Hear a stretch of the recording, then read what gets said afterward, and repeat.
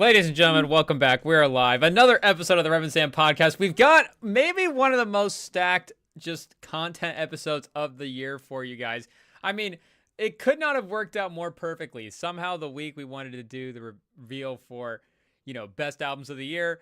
We've also got the NBA Cup Finals on in the background. I mean, this is insane, people. We all know that we've been counting down the days for the NBA Cup Finals, and we've got Hartenstein versus Giannis, Shea versus Giannis, Jalen Williams versus Giannis. Make no mistake, people, it's just everybody versus Giannis. The Bucks are playing the Thunder tonight.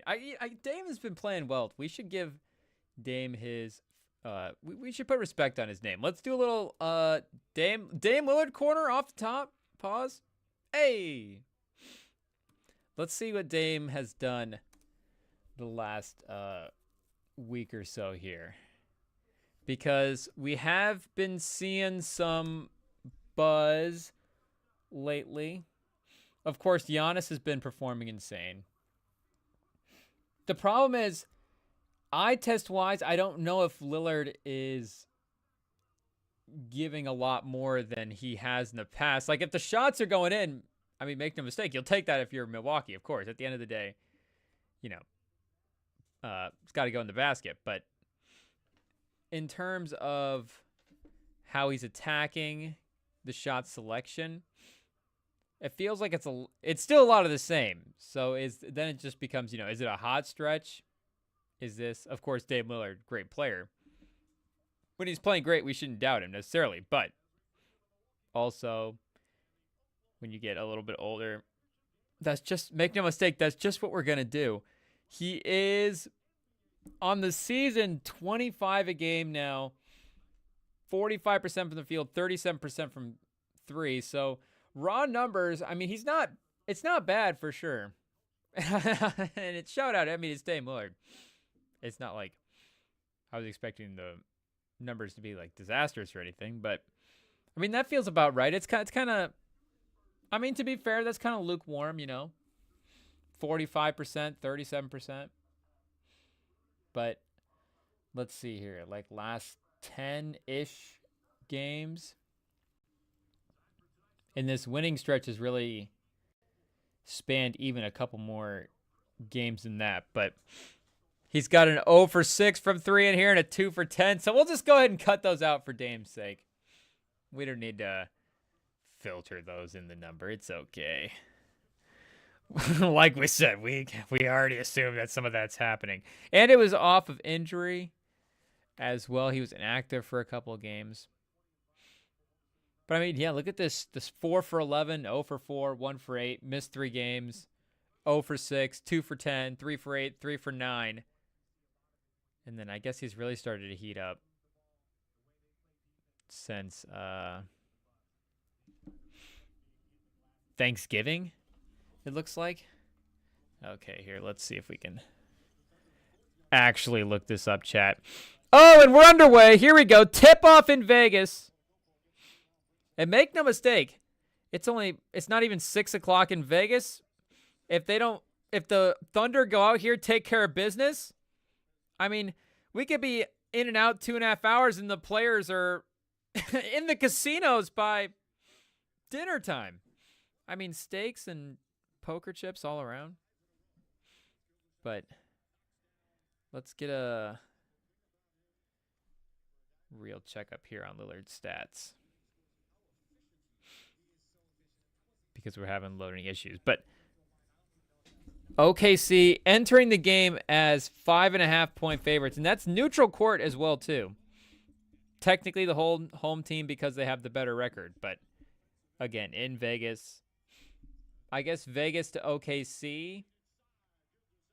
Is that still home court advantage for them? Okay, here we go. Last 8 games.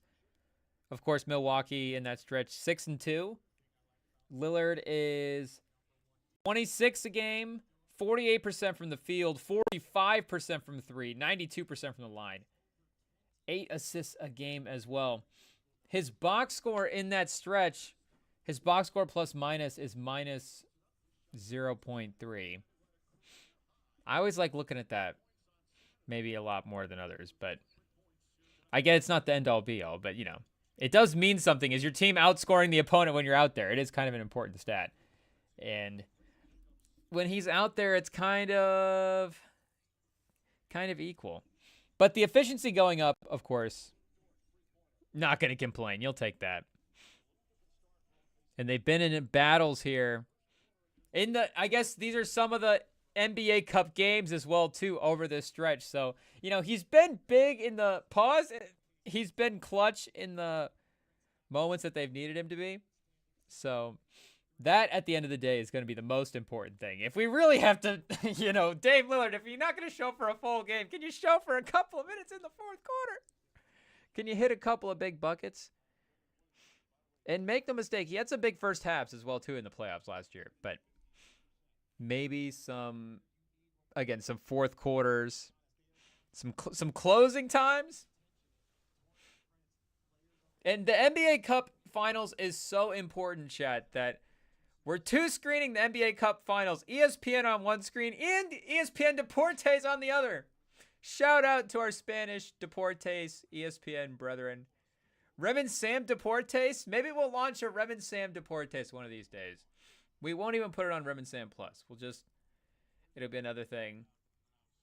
Free access. Remin Sam Deportes. I'll have to get the old Spanish. I guess we can't get the old Spanish textbooks out. Those are gone. But we'll just have to. I don't know what the programs are. What is the program? BetterHelp's not the language program. What's the language program? I forget what all these programs and brands that are out there advertising are called. But one of them's going to teach us Spanish, and then we'll launch Remin Sam Deportes. And then our Spanish listeners will be able to listen in Spanish. But shout out. Maybe the ESPN Deportes will be the ones to teach us Deportes. Or I guess they would teach us Espanol. But also teaching us, Deportes. Every game is a learning game. So, we learn more about the sport every time. And Hartenstein, Hartenstein versus Giannis. Hartenstein's 3 for 3 to start. He is offensively. And of course and it's like they did with the Knicks last year. Hartenstein's a good playmaker at the top of the key and in that short roll and all that stuff. So you can run a lot of the offense through him. And OKC, when he's out there, they've really did too. And, Shea can take over. Shea's going to do his thing when he needs to. Same with Brunson in New York. But that dynamic is really good because it also allows him to use a lot of this talent. That's part of the reason I was floating out that Jokic trade with the Nuggets. Put even a couple more guys in that trade.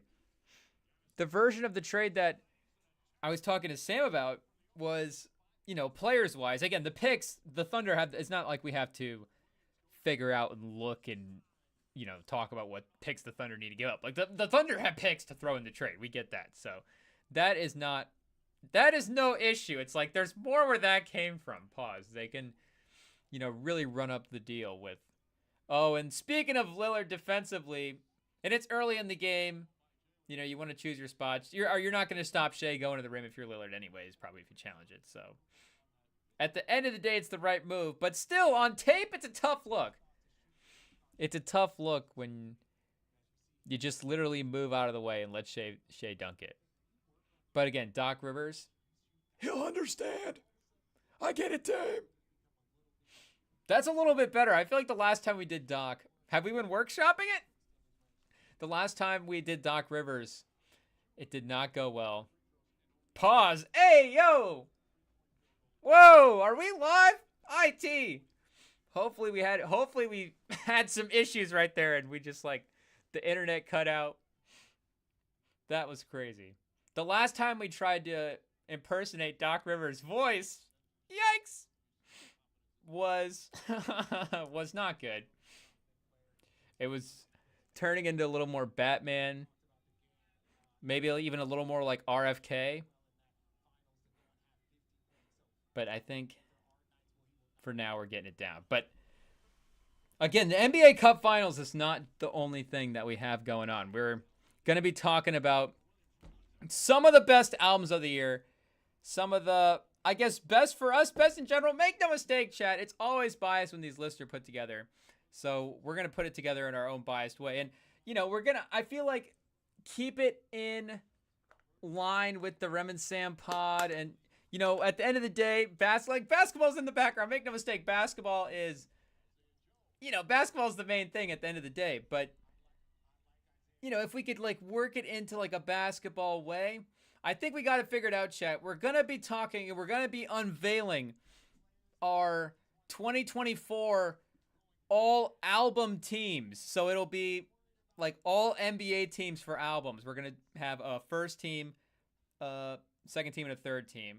So we'll go through, the top group of albums of the year, workshop it. And do we have an actual ranking? I think we do have an actual ranking. So I know, the first team, it's a little more tiers, a little more groups, but we'll unveil that as we go as well too. So I know that's kind of how we're used to, again, voting for things and doing things here on the Rem and Sam pod is we're just, the NBA guys, when we're talking about and trying to figure out and rank the NBA players, the all NBA teams, and you kind of have the group of 5, does it make it a little easier, chat?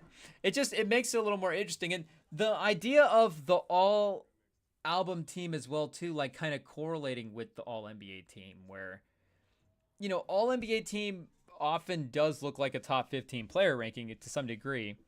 At the end of the day, it's you're going to get the top 15 or 15 of the top 20 players in some order on the various teams. But there is, of course, the politics then that come into shuffling and ranking the guys, where you may have a guy that is, if you put your list together, he's the 8th best player in the league, but his team is the best His team is the best in the league. Their record was insane, and it's well, they have to have a first team All NBA player. So it's there's no problem putting it on, of course, but we kind of understand that if we were ranking it, maybe it's a little bit off. But it's they earned it in a different way by being the best player on the best team instead of just being individually stats wise, straight up kind of the best player. For the albums, and especially right now, chat, too, with the way the underground scene has grown for hip-hop. And, I think the mainstream really, was really strong this year. So I wouldn't say, with the way the mainstream has fallen off, of course. But, with the way that the underground has kind of matched the mainstream in terms of quality. And I guess not that, there was never underground guys not matching popular mainstream guys, but it can kind of become okay, how are you going to rank your things? Is it going to be, are you going to gear it more toward, that lyrical stuff and, the real, it's okay, maybe it wasn't quite as caught on in the culture, but it's okay, there's definitely quality here with this body of work. Or it's everybody was bumping this project and everybody had this in rotation at some point through the year. And that's where I think the all album teams can kind of balance it out, where, again, in that all NBA way, you can kind of pay respects to different things in various tiers. So I think we'll be able to work it out a little bit with some of the albums where, and again, everything, it's same with the players, all the albums in here, if we did rank it out, it would be this is the top 20, top 15 albums of the year. It's just, is this one on this team because of this reason or that? We'll get into it, chat. We'll unveil the teams. It's going to be fun, but make no mistake, OKC minus 5.5. I mean, we're going to have to check the live line on this one, chat. It's going to be maybe a little bit of a, I don't even know if a wake-up call is the right term, chat, but, maybe a tough game for Milwaukee tonight if things get out of hand. The youth, OKC, Vegas, it's a young man's town, make no mistake. Milwaukee, they're trying to hang with the boys in Vegas. It's just not going to happen. Make no mistake, Milwaukee's already had a night in Vegas. So, are they hung over a little bit too? Basketball-wise, and maybe not basketball-wise, but basketball-wise, a little hungover. OKC, they can bounce back. They don't need to be crushing the 24-hour leave headache stuff and putting the vitamin powders in their water. They're good to go, chat. I mean, OKC basketball-wise, they're like, a pickup game is the best way to bounce back from a game. They're like, another beer is the best way to sober up from a hangover. We're good to go, chat. OKC, Shay's like, run it back. Shay's ready to go. Hartenstein's like just in, and Hartenstein's really like, what? He's like 28, 29. How old's Hartenstein, chat? Hartenstein's still at the peak. Hartenstein's still at the age where it's like, okay, he's definitely at the peak, but he can also be vitalized, invigorated by the youth. Pause. It can kind of give him a little extra energy, is what we're trying to say. Being around some other younger talent. Oh, Hartenstein's chilling. Hartenstein's 26. Okay. Hartenstein just, he carries himself like he's a veteran as well. So it's all compliments to Hartenstein. And make no mistake, Hartenstein's bounced around a little bit. Hartenstein's had about a 30-year-old's worth of teams under his belt. He is now on OKC is his 6th team. 26. Hartenstein's good. Hartenstein made $30 million in the offseason, and he was on 6 teams in 7 years, chat. I don't know how the man did it, but everywhere he went, he worked his way up and got the pay in OKC. I think he's $30 million a year, chat. I'm not crazy.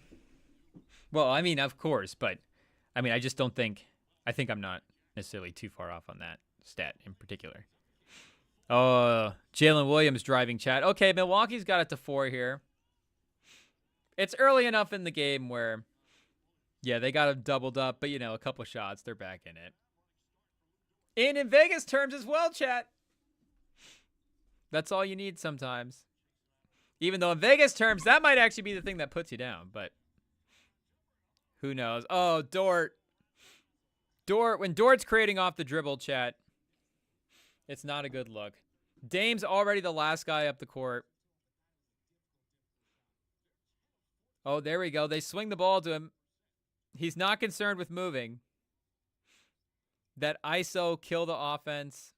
Classic Dame at the top of the key. I don't want it to seem like we're the Dame hate. It is, we always say this stuff out of a place of love. Dame's one of our guys that we have always really admired the way he played. For the most, like back in Portland, especially offensively, like, in the pickup world, chat. But, I feel like Dame was always one of those guys when we're out in the pickup games. We're always like find ourselves like, oh, are we trying to like imitate Dame Lillard a little bit with some of the stuff? And it is with some of the ISO off the dribble stuff. Not that we're an ISO heavy pickup player at all, chat. If anything, we need to, maybe put up a couple more threes instead of trying to, be a little Steve Nash a little too much. But I mean, who doesn't love to get guys involved, chat? Make no mistake. Is that a pause? That might be a pause, but make no mistake, assists are fun. Assists are underrated. You know what else are fun? Blocks, chat.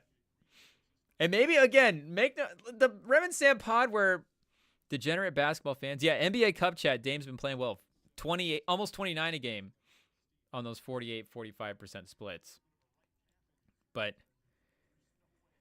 like I was saying, we're degenerate basketball people. Make no mistake, like, I just want to be on the court. At the end of the day, keep winning. So I'm a Spurs culture. I will make the sacrifice play. And the thing is, like, you play enough pickup basketball.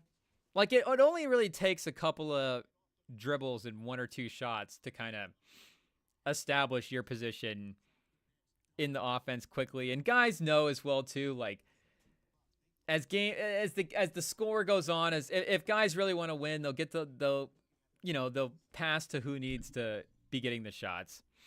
Like, if you're playing with good pickup people, chat, it'll all work in the favor. So that's why I'm always just like, if you actually are able to knock down shots consistently, you're going to get more shots. So, if you have to start your game working off the catch and shoot or whatever, like, just do that. And guess what? If you're shooting 40% doing that, and you add in the little dribble, I guess, you got to also be proactive as well, too, and expanding your game to be able to, take on that extra responsibility. But as your skill level improves, like the trust level will also improve with, your team as your skill level improves. But, with the pick, just like guys can see it right away.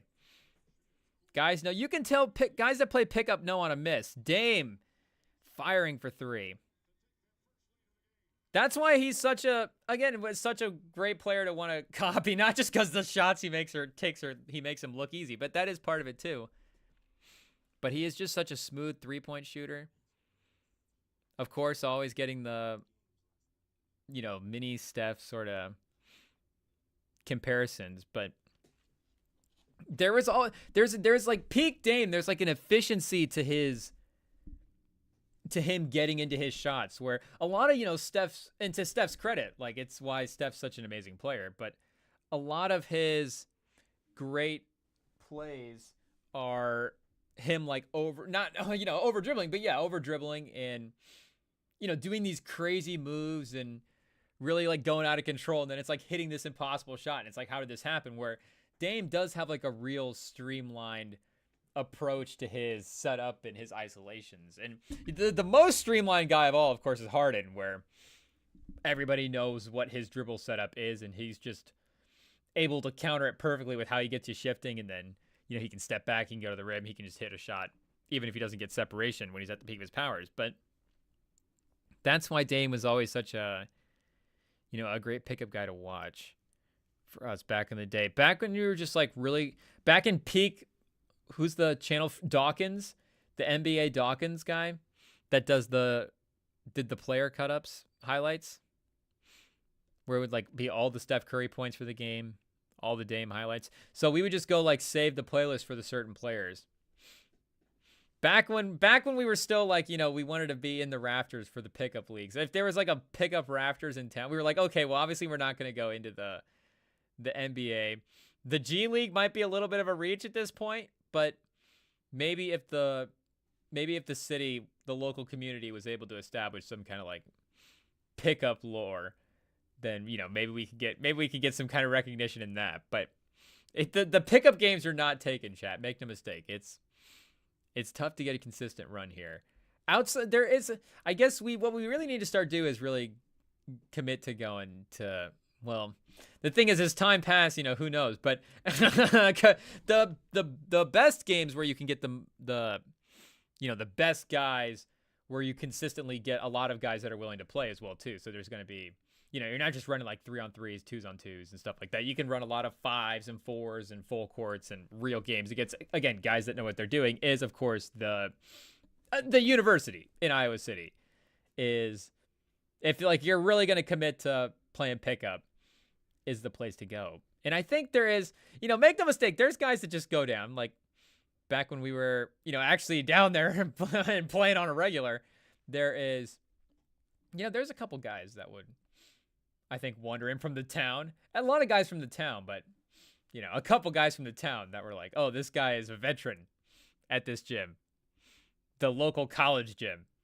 This guy, because it is one of the, I'm sure a lot of places are like this, but, where you could just buy like the day pass or whatever and get in. But shall we just start telling people how to access all the different university stuff? But again, it's open to the people. So, we're not giving anything away there. You got to put down the buck to go play on the pickup court.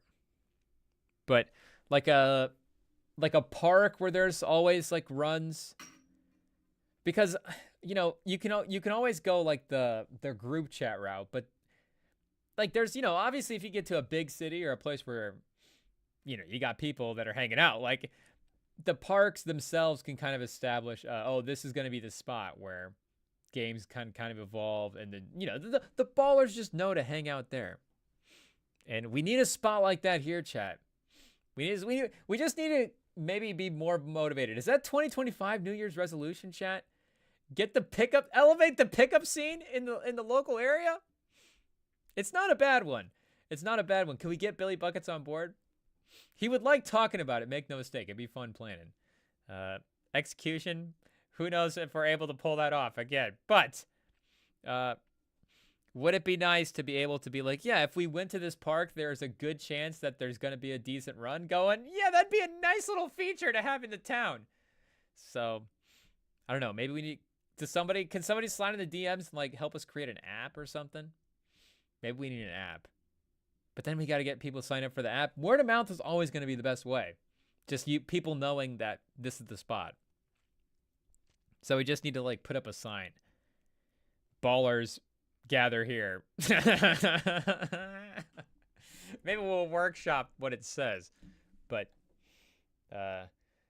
20 we'll put that on the potential as we workshop potential New Year's resolutions, chat. Are we the only people that workshop our New Year's resolutions? Or do you guys go, maybe that's not the best one. Maybe that's more of a 2026 idea. Maybe we'll save that. Maybe we'll just put that one in the old New Year's resolution bank when we feel a little bit more ready to approach life that way. But maybe for getting and generating a pickup scene, maybe 2025 will be the year, chat. Maybe it'll be the year. And we need a lot of our, people to be in town. We don't need these people moving off being successful. We need the bros staying around. We can't get people getting promotions. People in college drop out. I guess summer though, people will be back. Drop out. Make sure you stay at a low level in your job and play pickup hoops. That's the life, chat. That is the life, right? Is that not the American dream? Was I told the wrong American dream, chat? Did they feed us false information when we were children? Because I thought we could be entry-level workers and play pickup. Oh! Gary Trent Jr., speaking of entry-level workers, chat, yikes! In the corner for 3. Milwaukee, and it's Milwaukee's bench, chat, that has swung the game. Has it been Gary Trent Jr. that swung the game? Connaughton? Maybe a little shooting. But Milwaukee has now taken the lead. It is by 1 point. And they did just foul. So will Hartenstein go to the line? So we're looking at a potential tie, take the lead here. Hartenstein, I say 1 for 1. Can we live bet, chat? 1 for 1. Giannis getting the foul on Hartenstein. And that's why he's important, chat. Because the last thing they really needed, it wasn't even that they just needed I guess, of course, you always need a talented guy at any position, but they just needed a body to throw at a center like this or a guy like this when they played him. And, of course, they're able to get Hartenstein. They're able, because of the cap situation, they're able to invest a little bit. And, they're able to upgrade the center position. And, the Hartenstein model, it's not bad. You'll take that for $30 million a year, of course. But, with all due respect to Chet, and even depth as well, too. They just needed some depth. They needed another center. And we see it now that Chet's out, too, just how important having that guy is in there. Because make no mistake, it's not like they've necessarily increased the other center minutes a ton. I mean, they have when they had to, but when Hartenstein's out there, he is playing, chat. And it's the NBA Cup tonight. The teams are serious. I mean, Shea and Giannis. Oh! Who just hit that at the end of the... Was that Caruso at the end of the quarter? A little bit of a flurry from OKC. OKC back up by 4. End of the first, chat. So Milwaukee's still covering. Oh, Giannis. A brutal end of the first for Giannis. The man is out there trying. He's playing defense. Did Caruso get it off? I think he did, chat. I think Caruso's good to go. The last 4 points all just happened right in the face of Giannis. Hartenstein, the foul right over the top of Giannis. Caruso, right in Giannis's face. Unfortunate for the one guy that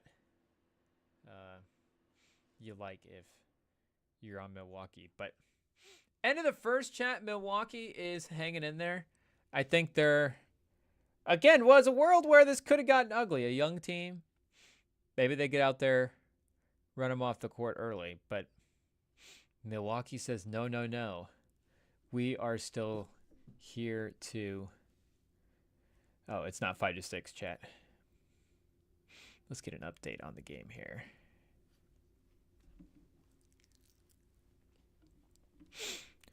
Why won't the score update, chat? Oh, and Cooper Flagg is playing George Mason? How could we forget, chat? How could we forget the Cooper Flagg schedule? We should be locked in. What are the odds right now? Sam is sitting in some bar or restaurant watching Cooper Flagg. Maybe he's not there with the intention of watching Cooper Flagg, but Cooper Flagg is on and he's just not paying attention to the conversation. Oh, the game is over. Cooper Flagg, they get the win by 20. George Mason, shout out. Putting up 47 on the old Blue Devils. You'll take it.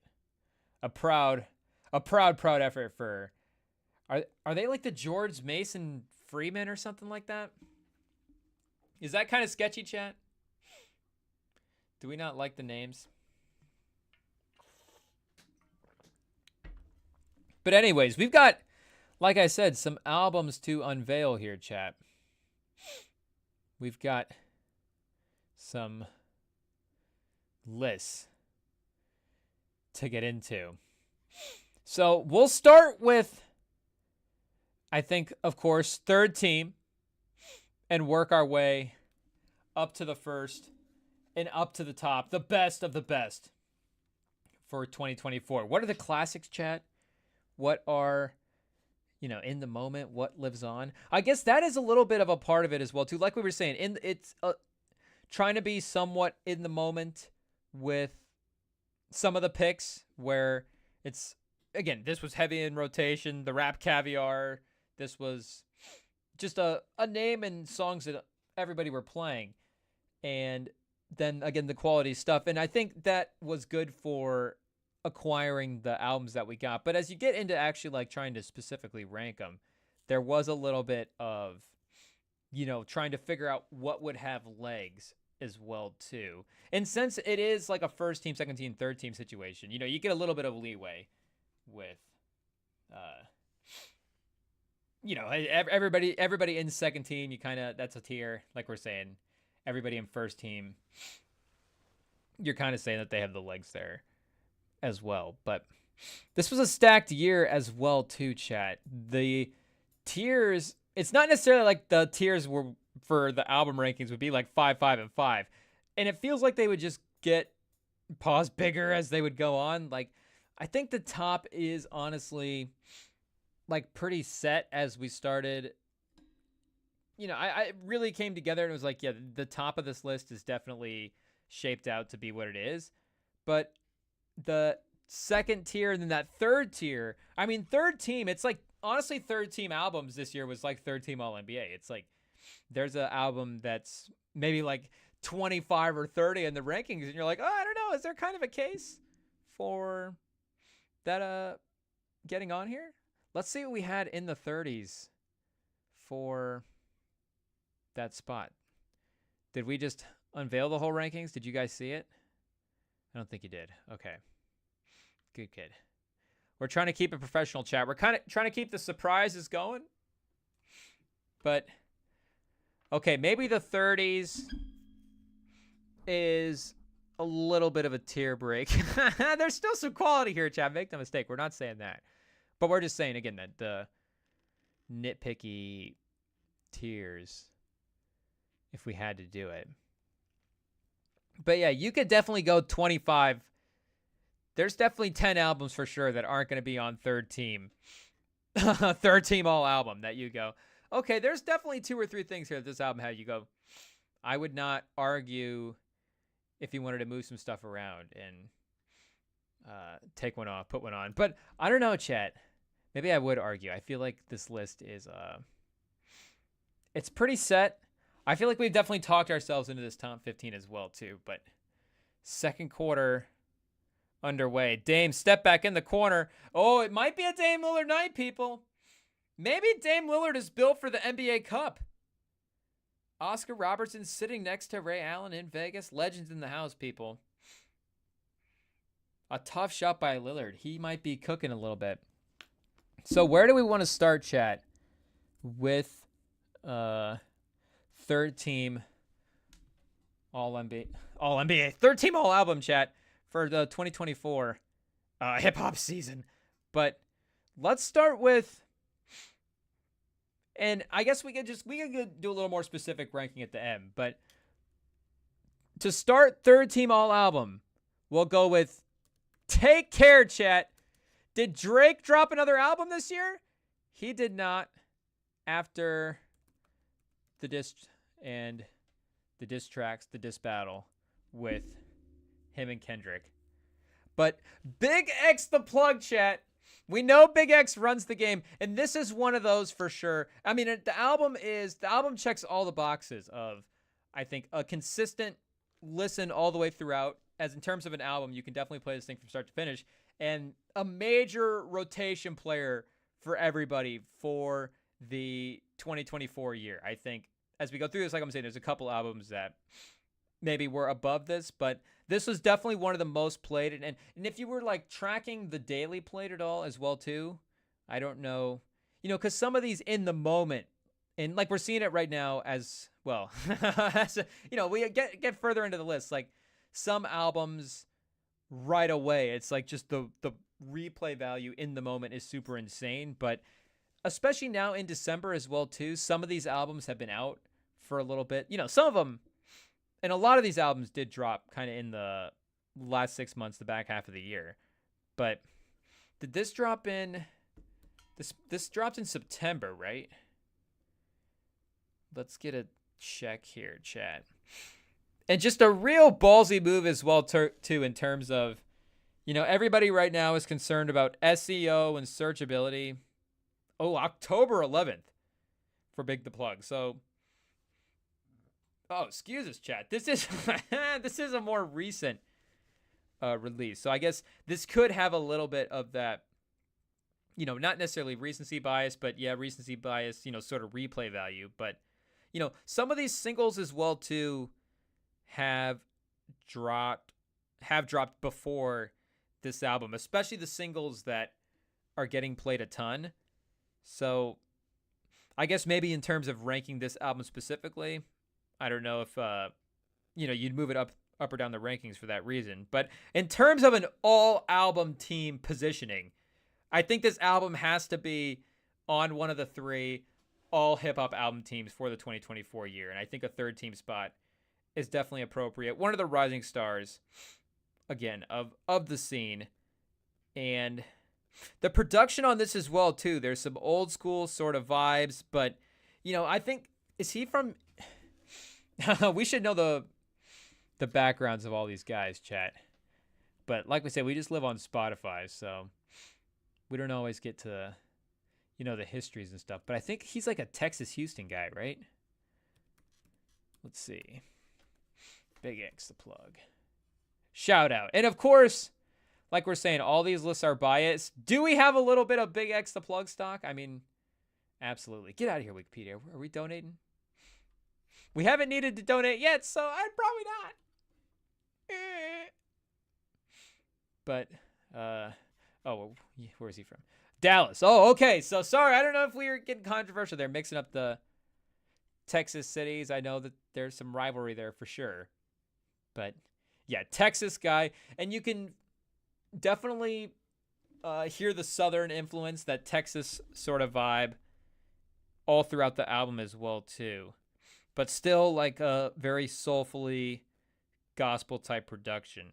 So Big X album making skills are, I think, very, very much being polished correctly. And he had already dropped the one project as well, too, last year, Amar. So there's some consistency with his releases in terms of now, he's stacking up a project a year.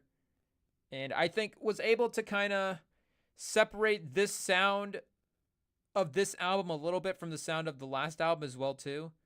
like we're saying, I think there's probably a little more gospel-y sounding in this album, but not even like a Big Mike, a Big X, Killer Mike type gospel vibes, where it's like, Killer Mike, that Atlanta sort of southern Memphis, Atlanta. Where's Killer Mike?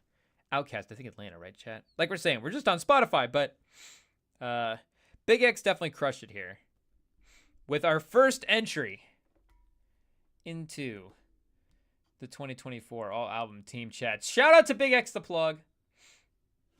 His first ever all album team appearance. So I guess a little bit of artist rankings as well too for the year, chat. I know like Spotify did their all rap caviar team a little bit, but like, Drake didn't drop an album this year, so like he wouldn't obviously make it into all album teams. Travis Scott didn't drop an album this year, so like some of the Playboi Carti hasn't dropped an album in forever, so some of the heavy hitters maybe of the year still wouldn't necessarily be eligible for this team. And speaking of which, is there a couple of ineligibles at all that maybe we're not thinking about? Is there any albums that we didn't listen to that we should definitely be like, okay, we should definitely like be transparent that we didn't listen to it. I mean, there are definitely albums that we didn't listen to. Make no mistake, chat. Like, I don't even think we need to confess that. I mean, there are people out there for sure that I think listen to everything, but some of the stuff, underground stuff, maybe some of the newer people that we're not necessarily in on yet. Some of the blue projects we need to revisit a little bit more as well. But again, in terms of what did we not listen to, that Mexican OT, do we need to revisit Texas Technician? A spoiler alert! Did we spoil it? Shout out, the Texas Technician is not on the 2024 all rap album team. Neither is Genre Sad Boy by Machine Gun Kelly and Trippie Redd. Unfortunately, they were out. Oh yeah, the Pharrell self-released Black Yacht Rock Volume 1. He put this out on his website, and we should probably listen to that one as well too. But I guess there wasn't like that necessarily. There wasn't a conversation of like, have you heard the new Pharrell album? Oh, geez, chat. We're running low on battery. We're going to have to run a buzzer beater here. Give me a second. I got to plug in. Pause. This is not good.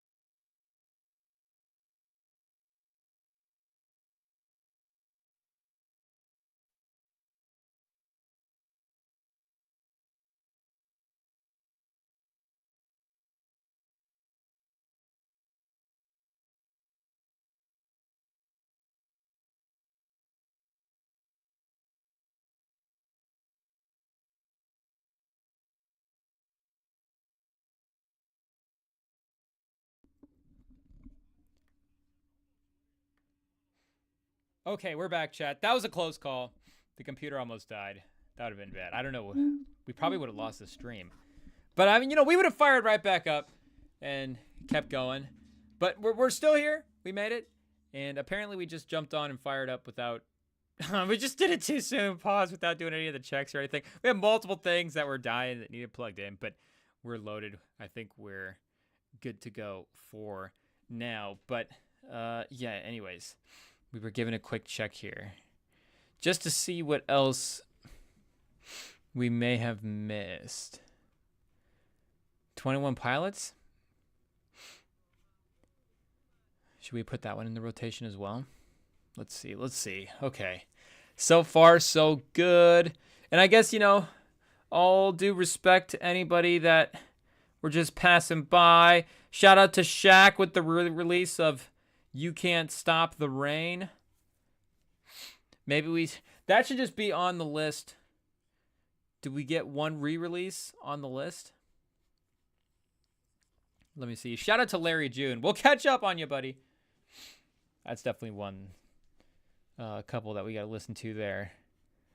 But so far, Power Pleasant. We saw this one on Spotify. We didn't listen to this. So shout out Power Pleasant. If Life Sucks is one of the top 15 all album level albums of the year and we just missed it, that is my bad. But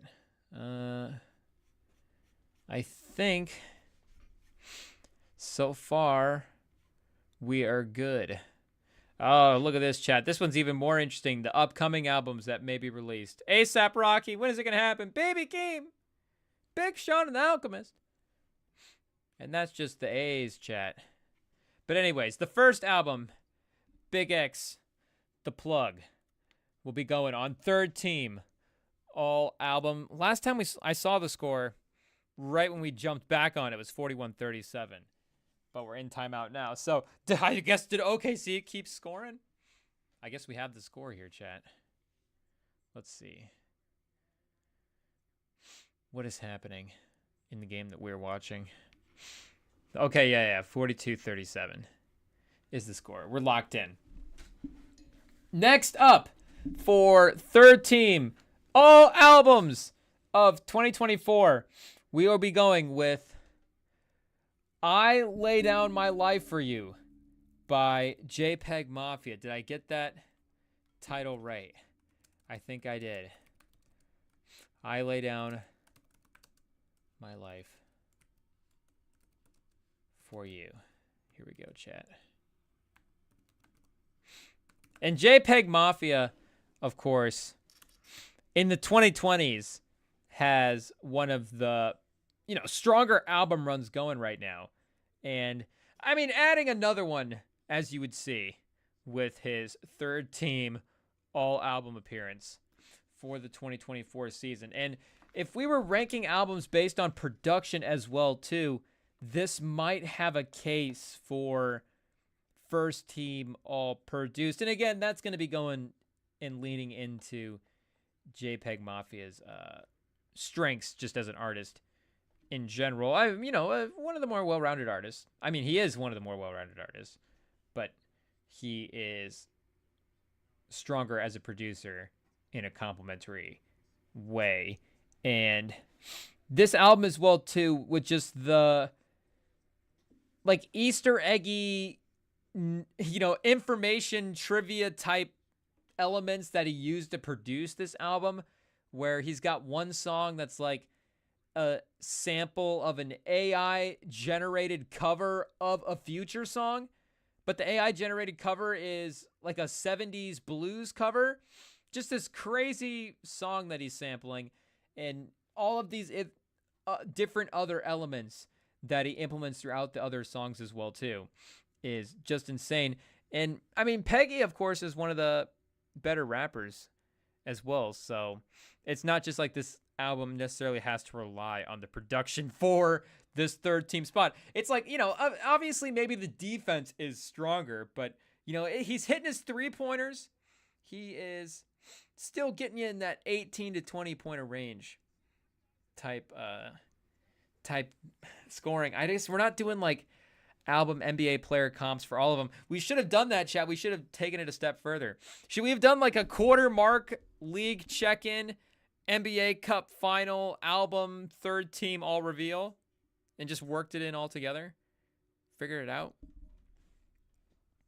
Giannis trying to be just, can we give him and Jokic co-MVPs? We might have to do that with some of the picks for the albums. It's like they're just ties. Like Giannis and Jokic, can we just say that it's a tie? They're both the best player in the league. Oh, Giannis bricking a mid-range, not helping his case. But speaking of bricks, OKC is 1 for 11 from the 3, and they're winning, chat. They're winning by 1, and they've hit 1 3-pointer in the entire game. Milwaukee, I don't think, is necessarily on fire from 3, though, like we said, Dame is, of course. But in the third quarter, I guess 4 minutes left in the second, they could go on a little bit of a run here. Shea with the step through. But in the third quarter, when they start going on fire, when they get hot from 3, they'll put this one away. They'll make sure to end it soon. Shea.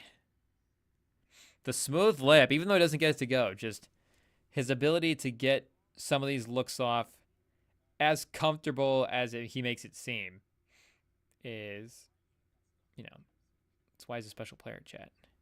That's why he's a special player. And both of these albums as well, too, that are on here, I think, we've got like an hour and a half total of runtime based on both of these albums.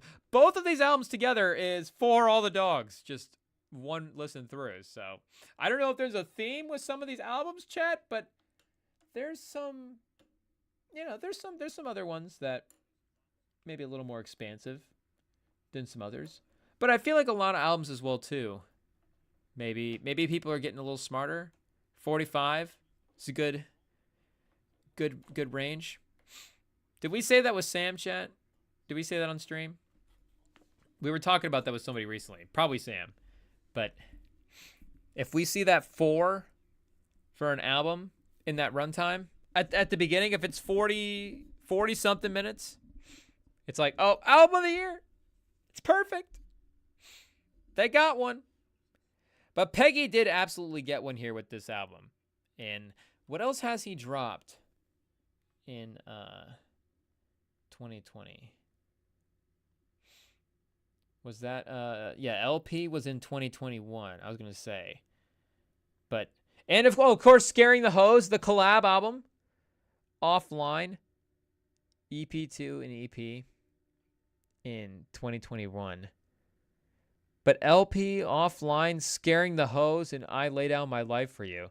I mean, strong decade. If we were doing like an all-decade team chat, Peggy's making a case. He is going to be a contender for sure to be in the mix for third team. And unless Big the Plug just starts taking his spots. Again, Big the Plug's a little earlier on in the discography. A little sooner on in the catalog. But Peggy, he's got some competition on his heels. But for right now, he's still not just a 4 right now. But he's one of the elites. One of the best doing it. And a couple of, just like absolutely the best tracks of the year as well, too. Like we're saying, with that Future AI Blues whatever song, which Peggy sampled and then turned into the song that he did, it is called Either On or Off the Drugs. But just that sample, so sweet, chat. Peggy, in his feels, just really tugging on the heartstrings of the listeners, chat. And then another like super, emotional track, chat, with I'll Be Right There, but just another beautiful one. It's Dark and Hell is Hot goes crazy. And both the features on this album as well, too, with Vince Staples and Denzel Curry. Both those guys. I mean, JPEG Ultras is a crazy song. That song is great. I mean, again, the production, you could make a sneaky second team case for this. But I think second team's pretty strong, chat. It's a tough one to break. And this one dropped a little bit earlier as well, too. Oh, no, this was in August, chat? I thought this dropped earlier. Man, the year it picked up steam so fast that it seems like so much music is released that it should have been longer. Pause. But either way, Peggy takes the next slot in the third team albums, and we will go to The Auditorium by Common and Pete Rock. Shout out, a legendary duo. Again, just from a technicality. Oh, geez, the spelling chat. Grammarly, can you help us out? Is the Wi-Fi going to be so slow that... Should we just commit to something, chat? Should we just go back over to here for now? But Common and Pete Rock, again, getting Common back in the Grammy mix. I think Common's 4th or 5th Grammy nomination with this one. And the volume 1, so maybe they go Hollywood with it, chat, and do a trilogy. Who knows? But Pete Rock as well, too. You know, having his name attached to it in a headliner way. You know, on the album cover, his name is on the marquee, chat. Shout out to King's Theater. But for his legendary status in the game, like we're saying, being in that Grammy mix, top 5 at the end of the year, is definitely an accomplishment that they both deserve. And again, just from a start to finish consistency standpoint, you're not going to find an album that is, you know, it's high achieving in just a lot of the different like sliders for whatever the attributes for the album would be, chat. The lyrics, it's like, oh yeah, this is one of the best lyrical albums of the year, one of the best produced albums of the year.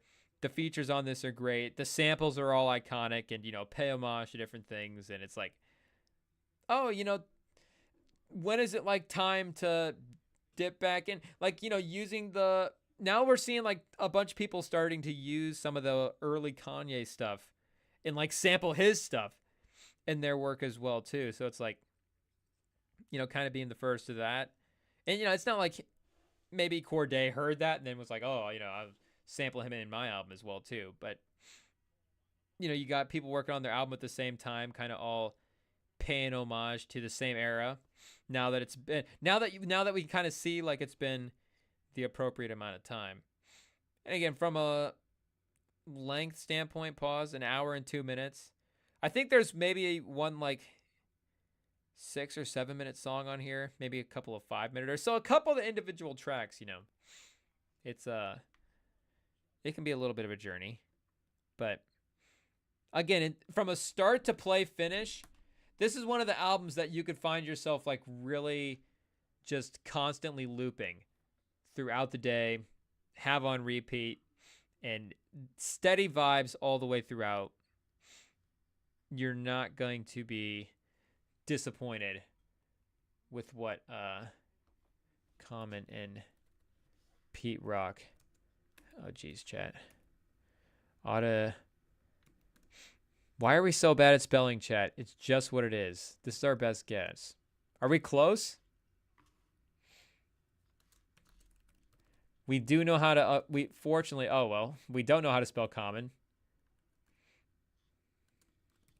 Google bailing us out there as well, too. We do know how to spell Common. We just did not do it right there. Okay. Common and Pete Rock. A stacked third team, chat. And you can kind of see how it is forming as well, too, with some of the picks. So, you know, we've got some stats, some role players, some guys that are going to be in the corners, some guys that are going to set some solid screens, chat. Our offense is well produced, but we've also got, you know, some big time shot makers in there as well. Like, you know, really what you want to see from your third team all album for 2024. But we move to one that definitely made a strong push for second team, chat. But again, it's stacked, and we ended up settling with it for third team. But if we had to bump it up into that second team, we would not be mad. And again, maybe we have this on the actual rankings a little bit higher. I guess I don't know what the sports equivalent for this album would be for it being on third team and not second team. But maybe should we just switch one off a second team quickly, chat? Make a quick call. But Kings of the Mischievous South by Denzel Curry. Again, the Common and Pete Rock album, a consistent start to finish listen in terms of the chill vibes that you get and the energy that Denzel Curry brings in Kings of the Mischievous South is very consistent as well, too.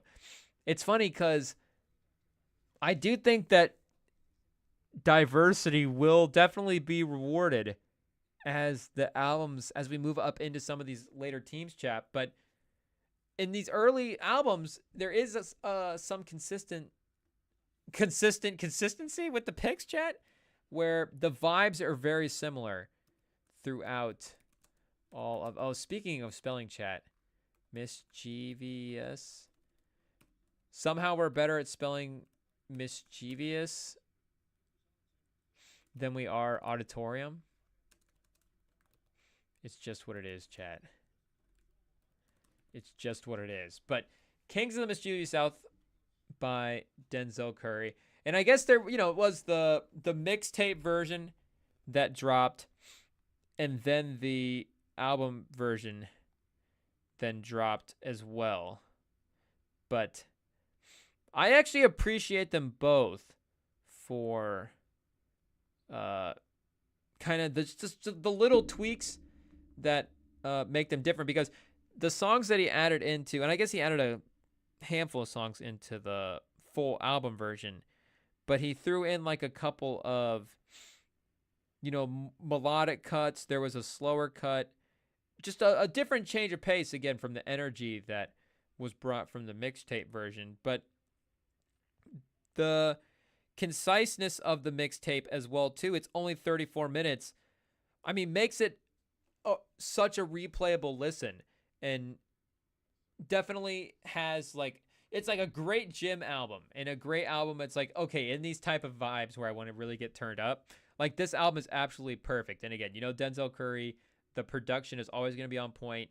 Him lyrically is always going to be having a good time as well, too. And then just every song basically on the mixtape version, then I think maybe just the one song on the album version where he was by himself. But every song was just like an iconic, Kings of the South, an iconic like Southern Connect hip hop guy paying homage to that whole era. So, again, just checking a lot of boxes for Denzel Curry on this project, and one of the better replay value albums of the year as well. One of the albums, and Denzel Curry is just in our rotation a lot, so maybe it's just part of that is why this album will be a heavy replay album for us. But like we're saying, this album definitely fits really well in certain settings, like this in the auditorium both, and same with Take Care. Like Take Care, you can bump in the whip.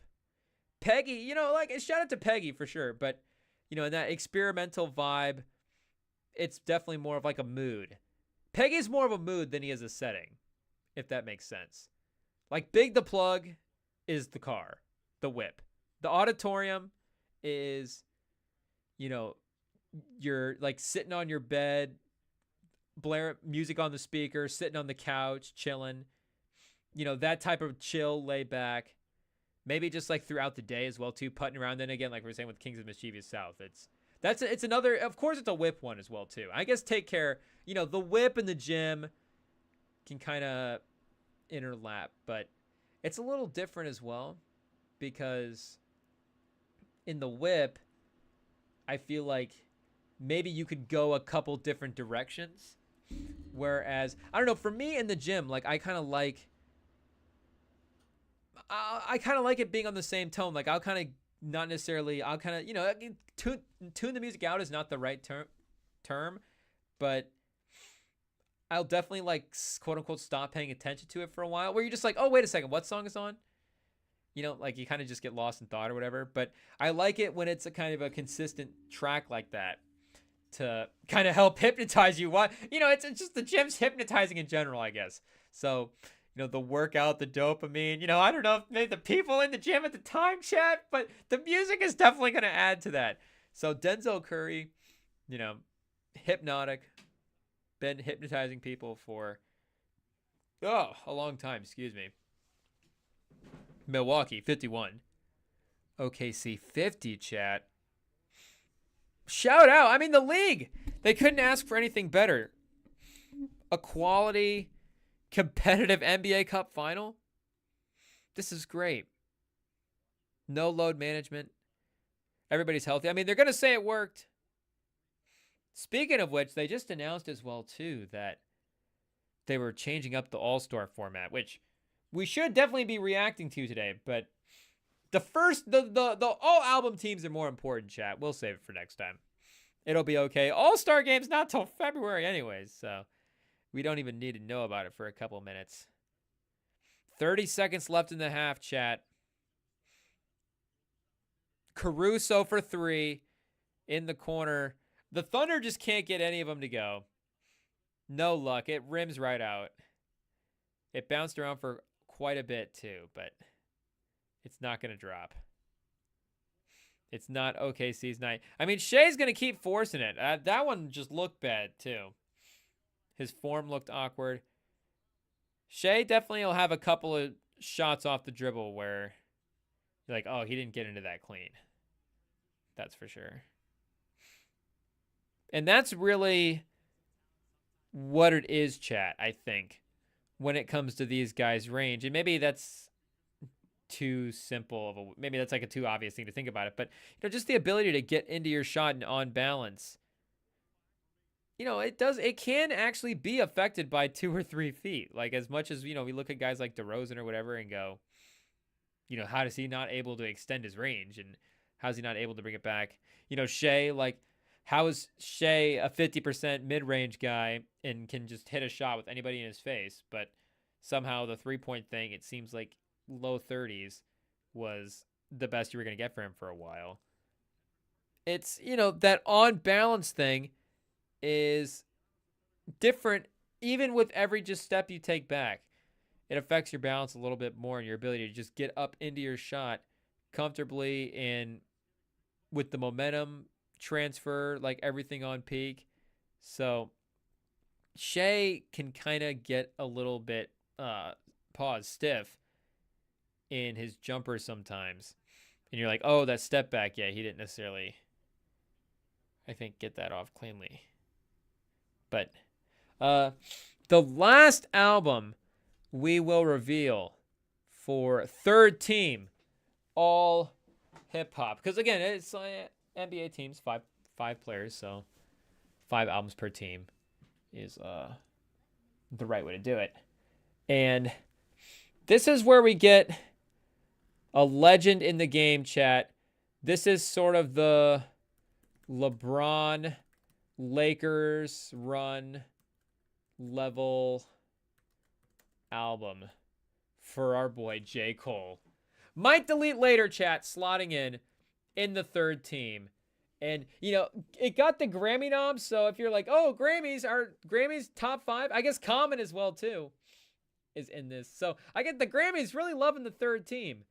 But I guess the third team, again, like LeBron with him, he can have, where, a legend that has like a good stat season. Maybe the team is not quite the best team in the league, but you're like, okay, the player is still on the level of all these other guys and still putting up, again, the quality performances as the best talent in the league, even if he is not the peak version of himself. And not that J. Cole is not the peak version of himself. I mean, I guess J. Cole specifically would be a little more, I think, Cleveland LeBron than LA LeBron, where it's, maybe, athletically or whatever, he's not the same, but the IQ, like the actual player that LeBron is, like 2016 LeBron is probably the best version of LeBron, or 2018 LeBron, or one of those years where, it all kind of lines up with the age and he still has some of the physical ability.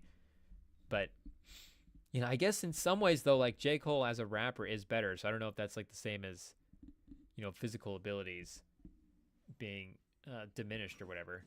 But, again, as that guy, in terms of this album, anyways, Might Delete Later, we know it's a mixtape. It's a collection of songs that were, I guess, not ready for or did not make the fall off. And, I don't know if this was ever just the plan for the release for the fall off in general was to put out a project like this as a part of the rollout, because he has done that before, of course, with some of the Truly Yours EPs in that, different stuff in the past, even though that stuff's not on streaming. But it also did seem like it was, and of course with 7 Minute Drill, but the whole thing and the message of it definitely seemed like it was pointed toward the beef in the moment. So I guess J. Cole, call in. We'll talk about it. We'll talk about it and address it professionally and respectfully. If you ever call in, make no mistake. But we will have to ask about dropping Might Delete Later. And again, if this was our personal rotation top 5, this would probably be in our first team. Even though our first team is pretty, I don't know, chat. Like, again, shout out. Like, the J. Cole discography is going to get him into our top 5 Spotify Wrapped. But maybe just individual albums this year.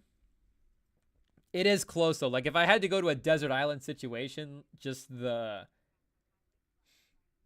familiar, just having Cole in the mix would be a must. Where it's like, if you could only take the 5 from 2024. Like, for me personally, it's like, well, I just have to take the Cole one just to have the Cole project.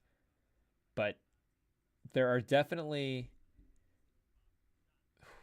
there's definitely... I think, I don't want to say too many, but, there's definitely a bunch that I would have to take, I think, over it.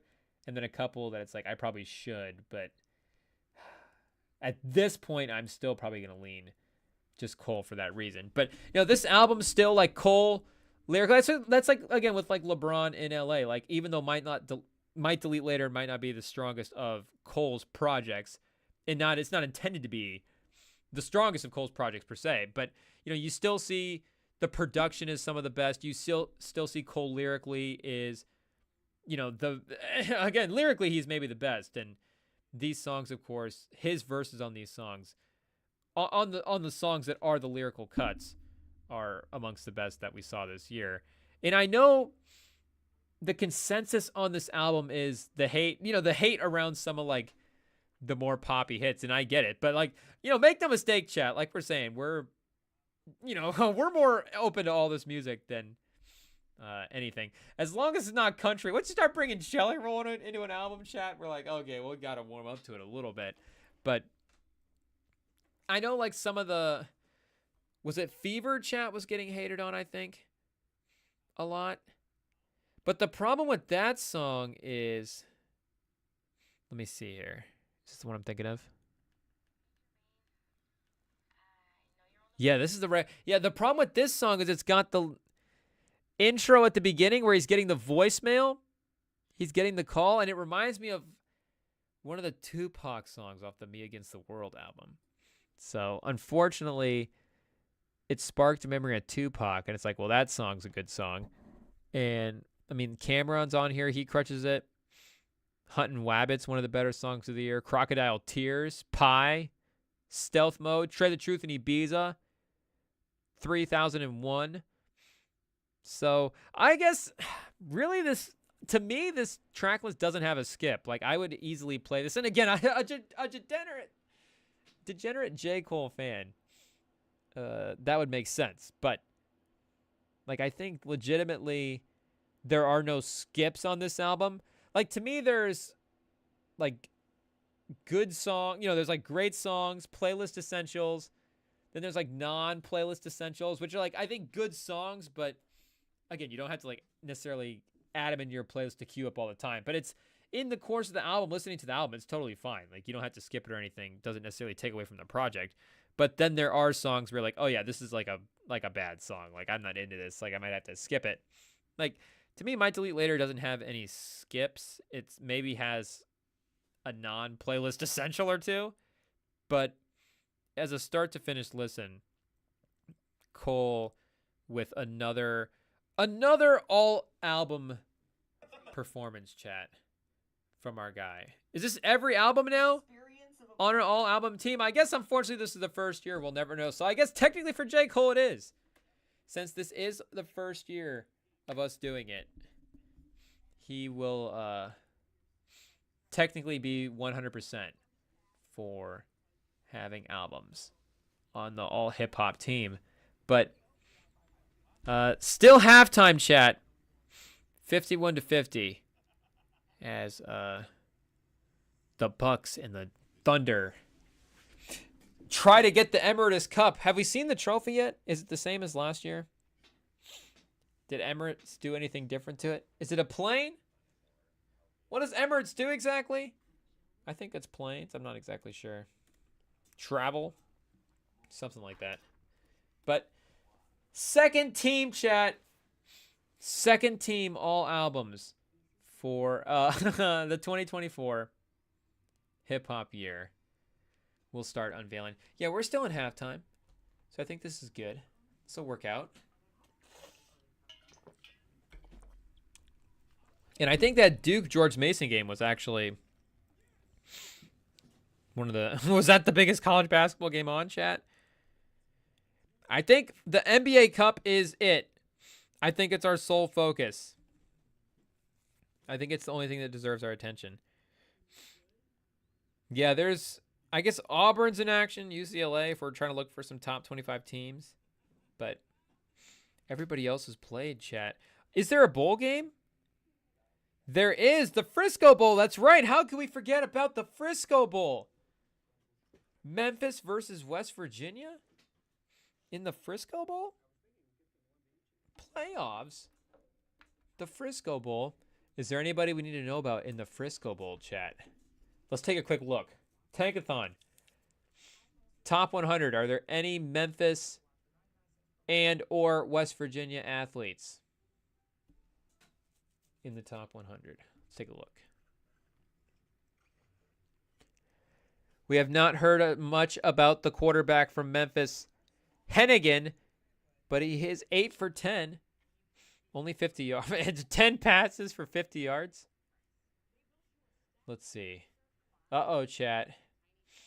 We scrolled past the M's and we didn't see Memphis. So that's not a good sign. Let's go to the W's. Oh, West Virginia, we do. We've got an offensive lineman. Wyatt Milam, number 35 overall. So we've got a first round-ish level offensive lineman in the mix at the Frisco Bowl, chat. Wow. Look at us doing our due diligence. Welcome in to our degenerate football / NBA NFL draft / hip hop album lovers. We are keeping track of, who are we looking for, chat? Wyatt Milam. But we're also about to unveil second team all albums for the 2024 year. Yeah, Wyatt Milam right now projected to go to the Giants. So, Dayball, hopefully you're locked into the Frisco Bowl. Your second round pick is playing. Let's see what number he is, chat. We're going to have to know. 74? 64? Which one is it? You have to go. Oh, Wyatt Milam 2024. Uh-oh, chat. Now we're looking up. We don't want to be looking up prescriptions. What happened? Not Wyatt Earp. You see what we're working with here from a computer standpoint, chat? Or from a fingers trying to Google standpoint? Which one is it? Who do we blame? Okay, shout out. Number 64. What do we got? Like a left guard? Wyatt Milam. Out of West Virginia. The only top 100, but also top 35 player in the Frisco Bowl, chat. Oh, excuse me. So we'll keep an eye on next time West Virginia goes out there. They're down 10-0 right now, so I don't know if it's the offensive line giving up pressure that's keeping up from getting points. Hopefully it's not the left side from the guard position. Hopefully it's not our boy Wyatt Milam. Is Wyatt Milam Big X the plug? One of these days we're going to find the perfect offensive lineman to give the nickname Big X the plug. Big the plug, chat. Pause for an offensive lineman. Maybe that's more of a defensive tackle. Defensive lineman. Slide in the DMs, chat, and let us know who in the NFL or in college or in high school. I don't know if you guys are scouting out that far ahead, but who right now in the world of football should we nickname Big X the plug? Who should steal the Big the plug nickname for themselves? For the Pro Football Reference. Big X? Just the plug? Maybe we get a couple of brothers and we have Big X and the plug? Okay, West Virginia has the ball right now. Is Milam out there? Or is he like, I'm top 35, baby. I don't need this. Frisco Bowl does me no good. Wait, Michigan basketball is playing right now? Are we unranked? Or is this... Oh, geez, Chad. I don't know why we just got the yawns all of a sudden. What just happened? This NBA Cup is thrilling. I don't know why it's making us do that. Uh-oh. Well, if Michigan's playing, chat, then all is over. You'll just have to come back for the next game, next stream to finish the rest of these two teams because we'll just be locked in for the rest of the time. What's happening here? I don't even know which Michigan basketball team this is supposed to be, chat. We still got fan shots. Okay, it's Michigan ladies. It doesn't matter, chat. Let's keep it on. Let's keep it on. Oh, this is a good game, too. Michigan ranked 20 versus Oklahoma ranked 10. Shout out. Shout out the women's college basketball for clutching through. And the only reason we laughed at that, chat, was for us not thinking about it at first. Not for it actually being the best game of the night. But for us just leaving it out, we were like, yeah, there's nothing on. What are we going to watch? There's no good basketball on. It's like, well, yeah, there's a top 20 matchup between your favorite team and Oklahoma. Just don't complain and take a look. So maybe we will complain because second quarter, 9 minutes left. Michigan is down 7. Oklahoma for 3. Okay. They're not down 10. So we live to fight another day. But Milwaukee and OKC about to exit here from the first half. A couple of first half stats. Is this IT or is this ESPN? What do we got? 44% for Milwaukee, 41% for OKC. Yeah, so OKC went 1 for 17 in that first half for 3. Yikes, chat. 5 steals, though. Getting in transition. And only 7 assists. So I guess, it is typical and easier to get assists on 3-pointers. Oh, we dropped our pen, chat. Okay.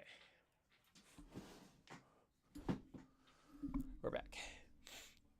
But even still, like, them not really moving the ball as well and shooting the ball as well.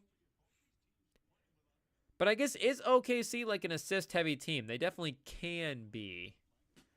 But do they have to be? So, yeah, the doubles on Giannis, Torian Prince. They keep hitting, chat.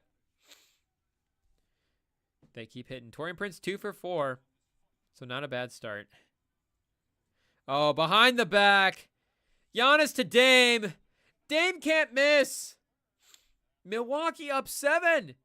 And we were wrong, chat. It's Milwaukee that starts the third on fire for 3. Back-to-back buckets. Oh, Jalen Williams to Hartenstein. The refs, they let it go. Giannis barrels into Hartenstein. Oh. Was that Cason Wallace with the Dagger 3? Jalen Williams. I was still looking at Hartenstein. Yeah, Dort's out there in the starting role, not Cason Wallace. I was still looking at Hartenstein, who got taken out by Giannis driving to the basket. Oh, and Giannis takes out Jalen Williams. Diving for the loose ball. Giannis is committing every foul right now for Milwaukee.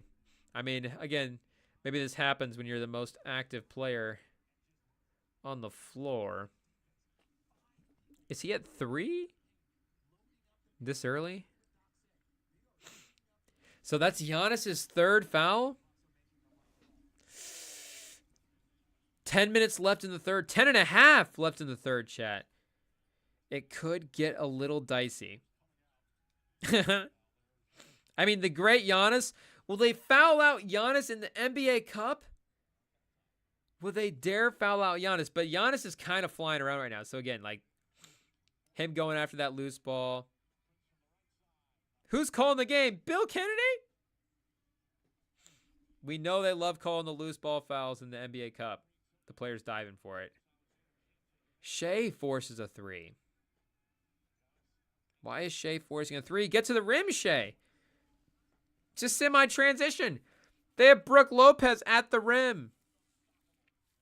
Oh, Giannis can't be stopped. Dagnott takes the timeout. It's 59-53. Milwaukee. Michigan, 17-22.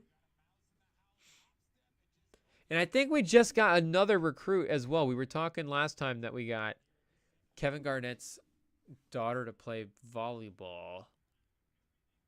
And I feel like I saw another Michigan athlete on my Instagram account.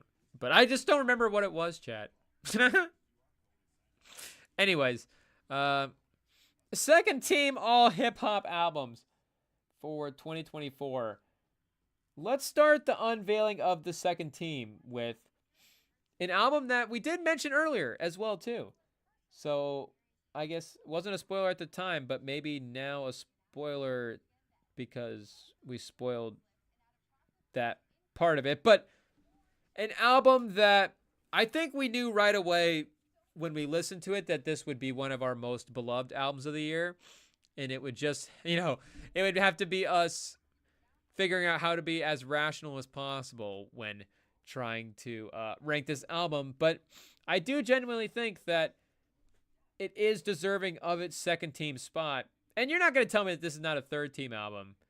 Maybe you are not. Maybe you are, because you didn't listen to it, chat. Make no mistake. This album did not have a great first week in terms of numbers, but great first week in terms of quality. And I mean, it will continue to have great quality. Of course, it has a kind of a timeless element to it, but the Crossroads, chat, by chat, spelling is a D- tonight. It's just what it is. But the Crossroads by Corday starts off the second team all hip-hop selections. And that old school, it's not just that he sampled the Kanye song, but he stole his whole flow, chat. He stole his whole vibe. He stole his whole flow, but did it in a great way and really brought it back at kind of the perfect time as well, too. And lyrically was really vulnerable and really authentic and really genuine. And there is a relatability to his lyrics where his like actual flows and cadence. If Corday continues to improve his like actual now on the mic skills, I mean, his next album might actually be a first team album. And I mean, you could say that The Lost Boy maybe was already that in 2019. Again, getting the Grammy nom. But we got 2 Grammy nommers here on third team with J. Cole and Common and Pete Rock. But his ability to curate an entire project now, I think, is proven as an entire skill, because I don't know, maybe this album is just so good to me, chat, that I'm starting to take other things out of context. But for me, like, this album actually makes the other album that he dropped last as well too, the From a Bird's Eye View, the album that was not as well received. Like, this album makes this album better for me. And maybe it's that fact that Corday has like bulked up his catalog now, and it's like, okay, we know that we have this fresh new collection of Corday songs to listen to. And for me, there's really not a skip on this album as well too. So it's like, I'm getting all these new Corday songs to put in rotation. You don't need that album to be as perfect necessarily, even though of course you want Corday to drop as good a projects as possible. But there's still there's a ton of songs on that album that and again, Corday's kind of a guy for me that I'll kind of listen to anyways. But I'll sit down and listen to that whole album. That's not necessarily an issue for me. Like, I'm not having to skip through a bunch of songs on an album. It's, to me, there's real quality there. And some of his best tracks as well too. Westlake High, definitely one of the best Corday tracks. Coach Carter track. I mean, who doesn't love Coach Carter as a track from our boy? But the adultness at which he approached this album as well too, which of course Corday is a young guy, but as he moves into that phase of life, you can really see him. I guess you can see the maturity that he has, but you can see him, I guess part of maturity is looking for more maturity, if that's a good way to put it. But you can see him looking for that throughout the course of this album. And again, the production is a lot of that soulful production, but I think he's able to mix it up enough throughout the album where he keeps you entertained. The front of the album is maybe a little more not as soulful, but, a little more fun in some of the bars that he's dropping. You got Back on the Road, Summer Drop, Mad AF, all at the beginning of the album as well, too. Nothing Promised he sneaks in there between Summer Drop and Mad AF. But then that run of All Alone, Never See It, Pray, Don't Walk Away, Saturday Morning, No Bad News. Is it Shout Out, hopefully say this right, Shiafini, What Really Matters, Syrup Sequences, and then Now You Know. I mean, that run from Saturday Mornings to Now You Know is crazy. I would say the two tracks that would be, for me, non-playlist essentials, again, not skips, but if they weren't in my playlist, I'd be like, yeah, that's okay. But Pray by Ty Dolla $ign and Don't Walk Away by with Jordan Ward and Raven Lenae. But let's play him again right now, Chad. I could be wrong. I think this Ty Dolla $ign joint's actually kind of cool. I got this whole thing saved in my album, so obviously at one time I loved every song on here. And Ty Dolla $ign in the hook, you can't be mad about that. Don't Walk Away is fine, chat. I mean, this song's a banger. Again, it's just me kind of ranking the album against itself. It's not even me saying it's a bad song. You just feel like you have to skip at least one song just to be critical. But this album's perfect for Corday. This probably another first team all replay value for us. So is this another first team? Is that a first team we should keep track of, chat? Because we said that, with Denzel Curry? So I think, yeah, that's a good one. Denzel Curry for sure. And then Corday. And I think for J. Cole, there's a couple of tracks that are going to be in this. In J. Cole's, it's like, okay, these are some real tracks to add to the J. Like Trey the Truth and Ibiza. It's like, okay, that might be, one of the best songs of the year. I like Ready 24 by Cameron as well, too. I love a Cameron feature with J. Cole. Hunting Wabbits, the production on that's pretty unique for the J. Cole library. Lillard just cracks 20 with another shot. 4 for 6 from 3 tonight. Puts Milwaukee up 11. What do you know, Chad? So, is there something to the veterans in Vegas? Is Vegas not a young man's town when it comes to the NBA Cup? And of course, the NBA, I mean, maybe you want a little more experience and maybe you want guys at the peak of their powers. But we saw LeBron take on Halliburton, take on the Pacers, take on the youthful team in the NBA Cup Finals last year. And this year, Giannis can't be stopped. Lillard, he's cooking. Lillard hasn't even broken a sweat. I mean, he's got 20. And the Milwaukee Bucks have stepped into the fountain of the youth. And to be honest, the Lillard MVP talks, again, wherever we saw that headline at, obviously that's, some clickbaity stuff. But you can see, I mean, it's really is him and Giannis. Like, the shot making from Prince and some of the other guys has definitely been clutch when they needed it tonight. Like, they're getting good 3-point shooting from some of these role players in moments. Like, they can bring AJ Green off the bench at times as well too. If it's not his night, they can bring in Contin. Like, they at least have a mix of guys to throw out there to try to get shots. The problem is there's a couple of nights every once in a while where none of it, more often than not. I guess maybe not more often than not, but every now and then for sure, there's a night where none of them have it, and it's like, uh-oh, we're going down tonight. And again, especially when Dame doesn't have it, but especially creating their own shot as well too. And again, I don't even know if Dame is creating the shot right now to the confidence at which we would be like, at the end of games, we'd want Dame taking shots. We'd want him taking shots right now at the end of games because it's like he's still proving that he can hit really difficult jumpers is essentially it. Whereas at the peak of his powers, you're like, okay, maybe Dame can still get a good look from 37 feet or whatever. Whenever Paul George is guarding him, maybe if he pulls it from 40 feet, he'll be open and it's a good look. But now, like we're saying, simplified a little bit. Not as dynamic in terms of the amount of attacking he's doing. It is a little bit of a different type of a shot maker.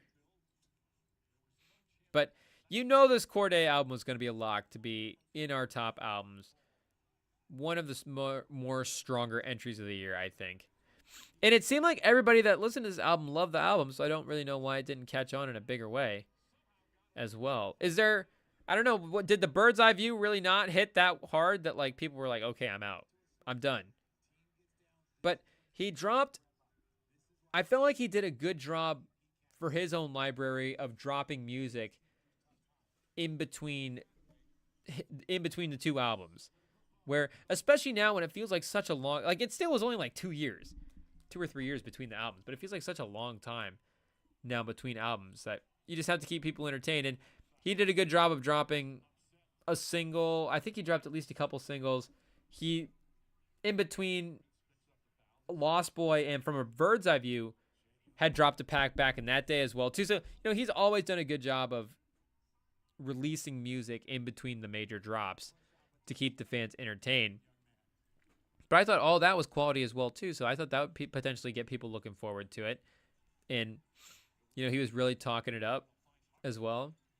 And, you could just tell the way how he talks and that he just really cares about the craft. He wants to get better. He seemed like he was really taking some of the criticism stuff. I guess I don't know if we could necessarily speak for him in that way and say he was taking some of the criticism to heart. But, he definitely, like we were saying, wants to get better. And he talks about how he was constantly working on improving his penmanship and improving his writing ability. And like we're saying, his production, his flow in the album, I think his ability to find the material within his life as well too, like we're saying, is something that is a skill that he's going to be able to continue to use as an artist, and maybe just the most useful skill as a creator as well too that we have. Like, for all the Cole comparisons that he gets, like that's kind of what Cole does. And I mean, that's what all the good rappers as well do too. And I mean, they're able to take the moments that they're in and relate them to us. But again, kind of talking about his fatherhood, talking about his past, talking about his growth as a person, and he's constantly trying to, become more knowledgeable in a more mature human being. Like, all that stuff for Corday is perfect. So if he continues to improve his, maybe like the depth of it, like, actually just, continue to improve his writing, continue to improve the flows and maybe some of the mic presence and a couple of different things in his bag he can go to from that perspective, then he would really, really step up into the tier A, next generation type guys. Wow, chat. And the ticker on ESPN for this Michigan-Oklahoma game, shout out, just said that Penix is playing Sunday. Michael Penix is playing Sunday. And they just flexed Commanders Falcons into Sunday Night Football for Week 17. So it will be Penix versus Daniels. Wow, the Falcons going in on Penix and the league going in on Penix. Bold moves right away for both sides. We haven't even seen him play a game yet. We're already investing on. We're all in on Penix.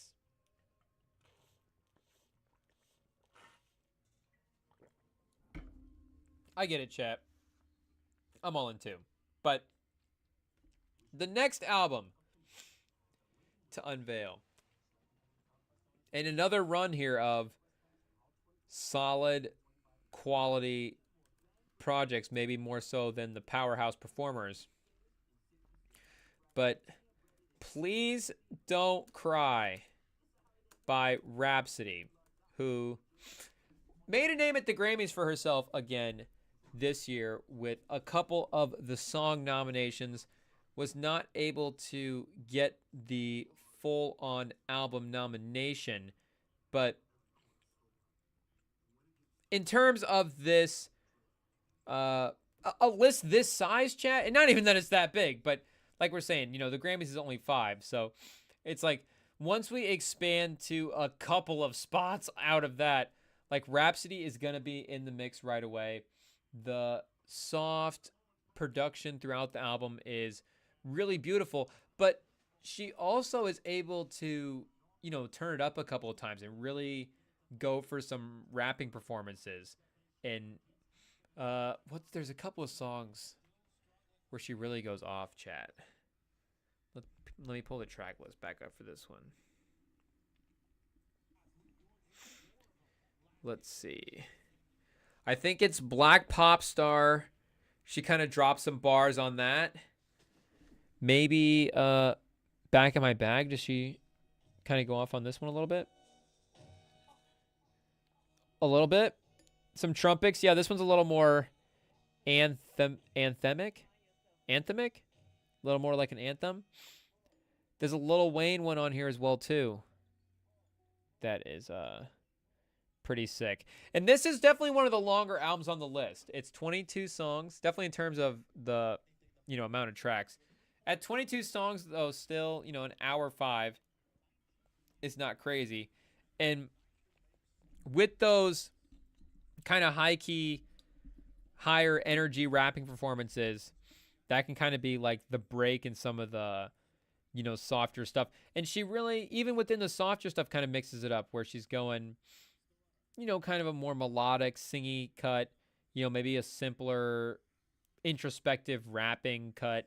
And then there's a couple times too where she's like just talking, and it's almost like therapeutic, just conversational type type parts of the music. So in an album experience like that, that is to me, that's kind of a fun thing to get, and to get that variety where there's kind of a cozy element, but then there's also the part that makes you feel good as well too, where the maybe the more energetic performances are, there's more energy in them, but they're not so crazy where, it's not like they're not club bangers, and it's not disrespectful in saying that. I'm just saying that, like you're saying, if you're cozying up listening to this album, it's not like all of a sudden, oh, I've got to skip this one in certain moments because maybe the vibe's not right for it. Like, it's still kind of a positive, feel-good moment in the album, more so than it is like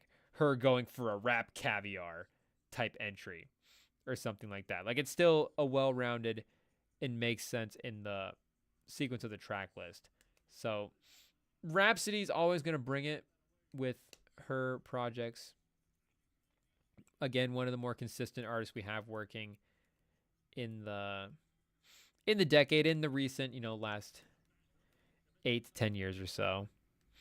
And, did she pressure us a little bit into getting her on second team? Not us directly, but she was dropping some freestyles recently about how, I forget what she said in the freestyle, but something about, screw lists and screw academics or something.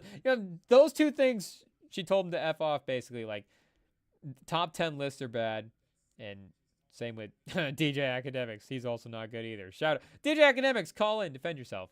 But did Rhapsody make us put her up into the top 10? But is it well-deserved? Her being on second team, shout out. She deserves it. So there is no hesitation whatsoever in giving Rhapsody the second team entry. So we've got 4.5 minutes left, chat, in the game. Third quarter, sorry. Shea was 17 tonight with that mark at the free throw line. Make it 18 as he puts that in there. Okay, chat. So the fourth quarter, we might have to pay attention. We don't want to speed through the reveal, but we are going to have to lock in the game. Do we go? Maybe we should just do timeout game. Maybe that's the way it should be, chat, but maybe it'll just work out that way. Caruso on Giannis, making like difficult, almost forcing the turnover. Like, Dame doesn't even want to turn the corner there. He's just going to, off that screen, if that three's not there, push it, keep it moving. So maybe smart, but still. Young Dame's turning to the corner and getting the rim. And Giannis, when he barrels to the free throw line like that, or barrel to the rim, he's going to end up at the free throw line. Should we see who the leading scorers in it are on this Michigan-Oklahoma game? I mean, it would be disrespectful not to do a box score check, right, chat? Do they post the box scores on their Instagram story? How does that work? Where do we find these box scores at? 30 for 30. Oh, they're right with the other basketball box scores. Okay. Makes sense. Michigan's leading scorer, Hobbs. Jay Hobbs, shout out. Jessica Quanda Hobbs. What's her name? 3 for 7 from the field. But 7 from Olsen as well, too. Olsen is shout out. We're big fans of Olsen on the Rim and Sam pod, but she's 7 points, 4 rebounds, 3 of 6 from the field. S. Williams for the Sooners? The Sooners have Serena Williams playing basketball? What? She has 6 points. She's leading them in scoring. But there we go. That's literally the one top 25 matchup going on in all of college basketball right now. For the day. When I mean right now, I mean for this Tuesday in December. Less than 10 days to Christmas. Less than 10 days to Christmas, chat. And make no mistake, we saw that the other night. We just we just saw the day on our phone, and it just dawned on us. It was like, oh, wait a second. We're actually like 10 days to Christmas, because you can kind of get in that December post-Thanksgiving kind of run up to Christmas where you're getting closer, but it doesn't feel closer necessarily. Like, Christmas doesn't feel like Christmas until like it's actually, oh wait, Christmas Eve, like we're actually doing it, like it's actually happening. And that's like still like that childhood anticipation for the countdown for Christmas Day. But when you actually, a couple days out, it finally settles in that, oh, wait a second, Christmas is here. And maybe that actually, when it settles in for the people that hasn't done their Christmas shopping. So maybe I'm exposing myself, chat. Whoops. But it was like, oh, it's actually time we could start watching these Christmas movies, because we don't want to start watching Christmas movies too early either. Like we were saying before, we're not going to dig too deep into the Christmas movie pile. Like, we love Christmas movies just as much as the next person. We love Christmas holiday as much as the next person, the season, all that. I mean, you see, chat, we got our beanies on right now. We're chilling. We're in the Christmas vibe. We're trying to be festive. But I want to watch the classics. I want to watch the iconic Christmas movies. I want to keep it to it's a good list. It's not like it's, 2 movies, but I'm just saying I'm not going to watch the top 25 Christmas movies of all time. It's not like, once Thanksgiving is up, 35 days to Christmas or whatever, we got to start watching a movie every night before Christmas, a new movie. Do our countdown. Like, no, I got, 6 or 7. We got to watch the iconic staples. And then, maybe mix in a different one here or there every year and call her good to go. Like, yeah, you know what? Elf's going to be on every year. Christmas Vacation's going to be on every year. Maybe, well, no, I might have been wrong, chat. Maybe it is just those 2 movies every year. It's just what it is. Those are the 2 best Christmas movies. No, you got to throw the old classic Christmas movies in the mix as well, too. A Christmas Carol, A Wonderful Life, The Rudolph, Santa Claus combination. I mean, staples for everybody, chat. Everybody knows what we're talking about. The Rudolph, I mean, if you guys aren't throwing on the Rudolph little short whatever movie, if that's not on rotation every year, chat, is it even Christmas? Has Christmas even started if you're not watching that? Hartenstein trying to catch up to Giannis on the foul count. Hacking Giannis. And the core, I will say, the ambiance for the NBA Cup, like, it does feel a little step up-ish. And not even just in the vibe of just like the intensity of the game and not even how the players are playing in the feel of the game. Like, the actual kind of vibe of the arena, they've got it lit. They've got a nice little pan as well, too, when the guys are at the free throw line where you can kind of see all the phone lights and the stadium really lit up. It looks good, chat. It looks prime time. It looks like the main event. It's exactly what you want. Are we going to get a double-digit lead here for Milwaukee? Giannis, he hits the free throw. It is double digits. Milwaukee up 10, chat. Giannis with 26 and 15. Oh, geez, chat. Giannis single-handedly is carrying this team to the NBA Cup.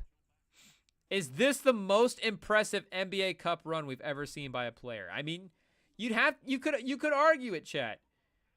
You could very much argue it. I mean, he just swats it out of bounds. Thanasis not even suited up tonight. They thought this was going to be a close game. They didn't think they would need him. Caruso, for some reason, thought he could take it to the rim on Giannis. Pause. Because Caruso getting to Giannis's rim? No. Yikes. Giannis's first block of the game. It's the first time he got it cleanly without fouling. It took a little white guy, Alex Caruso, driving into the lane. Speaking of little white guys, AJ Green's out there right now. Brook Lopez. AJ Green in for Giannis. Oh. It is what it is, chat. Lillard hoisting a 3. Not a good shot, but it was the end of the shot clock, so you'll take it. But it's the first time we've seen him miss in a while. Hopefully that doesn't mean he'll go cold now. The Lillard magic is over. He's turned back into a pumpkin before the fourth quarter. Unfortunately, after that miss, it's all been unraveled. Hopefully that's not the case. Gary Trent Jr. for 3. Milwaukee up 13. Hopefully you guys bet that spread. Wow, the Milwaukee money line. Who would have guessed the money line on Giannis neutral court? Might have been actually a decent thing. Might have been a good idea. Dame Lillard has been playing well recently. We should have seen the value there, chat. You know what? It means we're not quite up to our A game, and we need to be more locked in, and we need to be paying attention. If we can't look at OKC versus Milwaukee -5.5 and go, oh yeah, OKC on a neutral court should take care of business against Milwaukee. Not take care of business, but, they could definitely get the win against that team. I don't think that would necessarily be a insane result, but nope, chat. Not the case. It is not the case. Milwaukee is actually the one that is much, much better. At least in 9. Maybe, I don't know, OKC. What was the party schedule like for OKC? Shea for 3. Just basically giving up and hoisting a 3 right away to end the 3rd quarter. They held OKC to 14 in that quarter, chat? Is that true? I need to see that on paper. Or a different screen. Because I guess I'm not going to see it on paper until we get the newspaper in, 70 years and we find it in somebody's basement. But, yeah, they actually did. Wow. They held the Thunder to 14 points in the 3rd quarter. How far behind is the stream, chat? They're already going in the 4th right now. Oh, we're behind a couple minutes. Let's see if we can get caught up here. Actually, that would be a good spot for a quick break. Yeah, we're halfway through second team all album. So we got the 4th quarter to unveil the rest of the second and first team. And then see what happens. Will the Milwaukee Bucks clinch their first ever NBA Cup title? Check. Can they bring the NBA Cup title back to Wisconsin? The 4th quarter up next.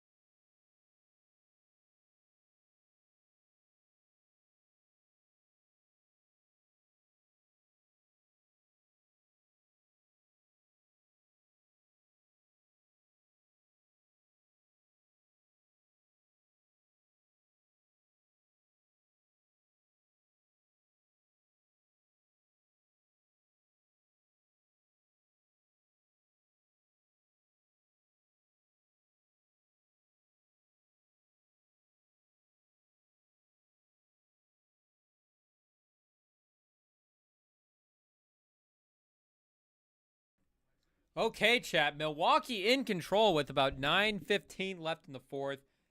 It is looking like they will actually take that championship back to Milwaukee. Is a banner like... How does the banner thing work in the league, chat? Are banners required? I mean, if they're not required and the other teams have them, like, why would... It's a good idea. Everybody have a banner. It's awesome. But for the in-season tournament, like, if Milwaukee doesn't want to raise a banner for the in-season tournament, are they good with that? Can they choose not to? Because I know, like, what, for the NFL, I guess, do they give you a banner? Do you commission yourself a banner? How does that actually work? Does the league give you a banner? I don't know. But speaking of banners and giving awards, the next album on Second Team All Albums for 2024, Dark Times by our guy, Vince Staples.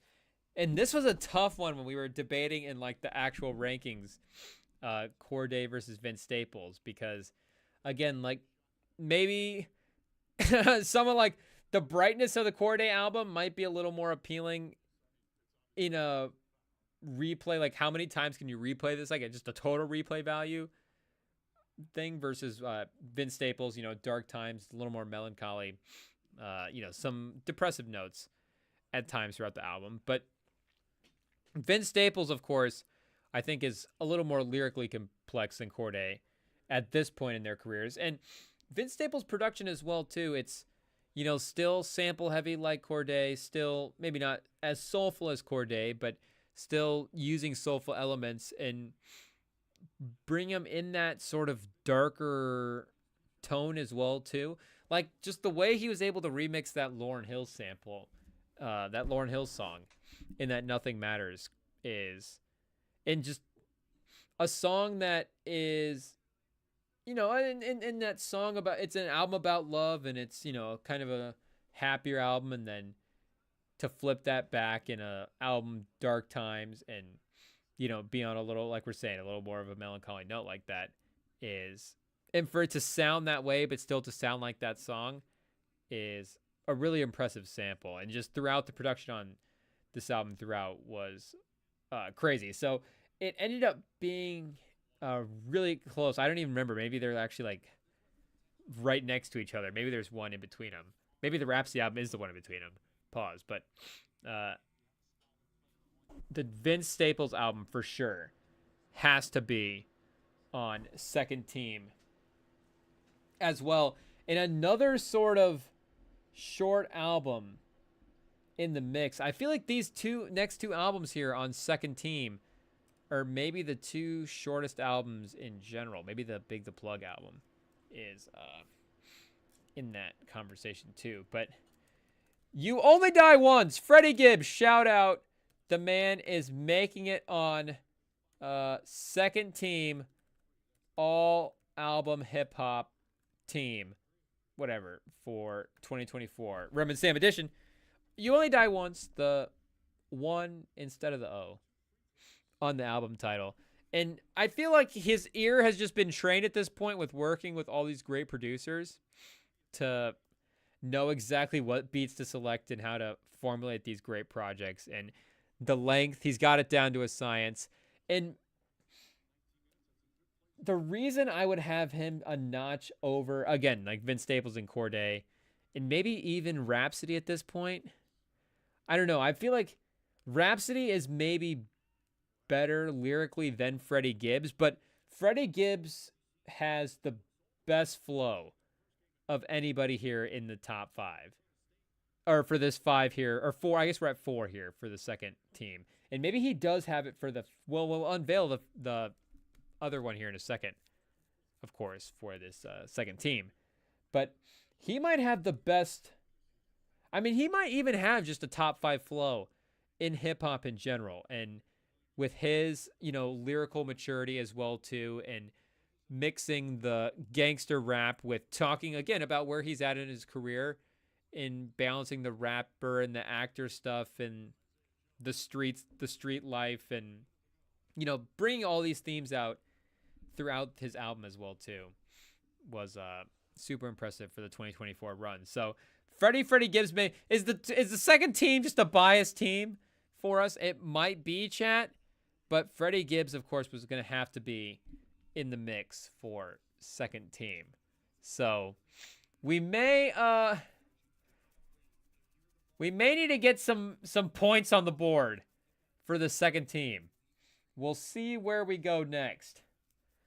But 8 minutes left. 17 point lead, chat, for the Milwaukee Bucks Hardenstein for the floater. Okay, there we go. A little life. Cuts to 15. Hardenstein is 6 for 8. He's almost got a double-double. So the Bucks just said Hardenstein can beat us. Pause. Hardenstein, get your points in the paint. Get your little floaters. We'll live with that all day. Oh, gee. Gary Trent, sidestep. Yeah, that's not going to go in. Off the backboard, clank. Yeah, not good. When have you practiced that shot? How many times have you practiced that shot? They swing it. Shea for 3. Oh, he couldn't get it to go. I mean, would have cut it to 12. That could have been an interesting turning point. But here we go. Milwaukee with the chance to put in the dagger-ish. Make it difficult. Maybe kill the morale. Is that like a step before the dagger? Connaughton for 3. Not able to get it to go, chat. Okay, quick. I don't even know if we can do it quickly. We gotta wait for a timeout, chat. It's just what it is. Wait for a dead ball. Okay, Shea driving to the rim just in time. We've got a break in action here. Okay, like I said, we need to get some points on the board. And I gotta be honest, this album that I'm about to say here, I really did consider putting it on first team. But ultimately, I decided to go with second team. The album that I was debating between, it was like, okay, I think it's appropriate.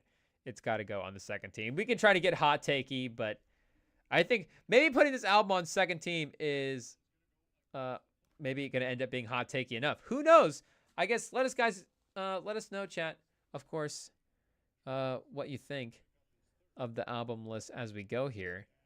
But I really debated putting it on first, ultimately settled on second team. And that is going to be Hard Stone Psycho by Don Toliver. And this album maybe has more streams today than all of these albums combined. It's just what it is, chat. But this is a great album as well, too. Is Toliver 1L or 2Ls? We should know this, chat. Toliver? There we go. That looks right. Hardstone Psycho. Our guy. Toliver is not Freddie Gibbs. Gibbs, 2 Bs. Freddie Gibbs, a double B. Yeah. But Don Toliver, maybe his, and, maybe we need to, get Sam to ask Naya what the best Don Toliver album he's dropped is. But this is the one that really got us hooked on, his work and potentially going back into his discography and, really being locked in on what he's doing in the future. But we were not as super locked in on this album when it dropped in the moment. But we knew this album was absolutely everywhere. And the thing with this album is it continued to be everywhere. Like, again, in kind of tracking some of the daily numbers throughout the year for the streaming, just, seeing it's like, oh, what's hot at the moment? What are people listening to? And like Juice WRLD, for example, like some of the older Juice WRLD albums really shot up into the top 3 or 4 when his albums dropped. I think they're still like super high right now up on the list, like Goodbye and Good Riddance. And of course it always is, but like made a little bit of extra push. Like when, some of the bigger, newer albums of this year dropped, those right now are being replayed up near the top. But Hard Stone Psycho is always in like the top 5, top 3 or 4 for the most replayed albums for this year, like every day. People just continue to bump this album. It's got a ton of hits on it, a ton of hits, and just a ton of quality in general. And one of the reasons that I was considering putting it on the first team over the album, I guess I'll mention in a second when we start to unveil the first team. But what he does, at least at the start of this album, from a soundscape standpoint, is super unique for him and super unique for, hip hop in general, but just 2024 as well, too, for this year. It was a really cool sounding way to start off an album and bring in that rock inspiration and really tie it together with that sort of biker aesthetic as well too with that album cover. Like it really is a well branded album and a well sounding album, and even the way he kind of mellows back out in the back half of the album, like we're saying, I'm not really as familiar with the rest of the Don Toliver discography as the rest of the maybe you guys are, but in hearing the rest of his work and some of his features and some of his other stuff, like these melodic cuts that he's doing in the back half of his album, like they're really solid, and I really enjoyed a bunch of them. And he dropped the normal version first, of course, and then the deluxe version later, which the album is structured in like discs. It's got 4 discs on the first version of the album, and it's got 4 songs on each disc. So it's got 16 songs on the first version and 20 songs on the deluxe. He added the 5th disc with 4 more songs. And that 16-song version is, of course, that brings you under an hour, 50 minutes. That's really a nice listen. And there is not really a skip on that track for me. I mean, I've seen a lot of maybe like I was reading a couple of like articles and stuff and just listening to people talk throughout the year as well too. Like some of the hip hop heads maybe have, like Attitude with Charlie Wilson, people haven't been messing with, but even that song, like if I'm playing the album, I don't necessarily need to skip that song. So if we're just trying to make the case for the quality of the album, like that song's fine to me.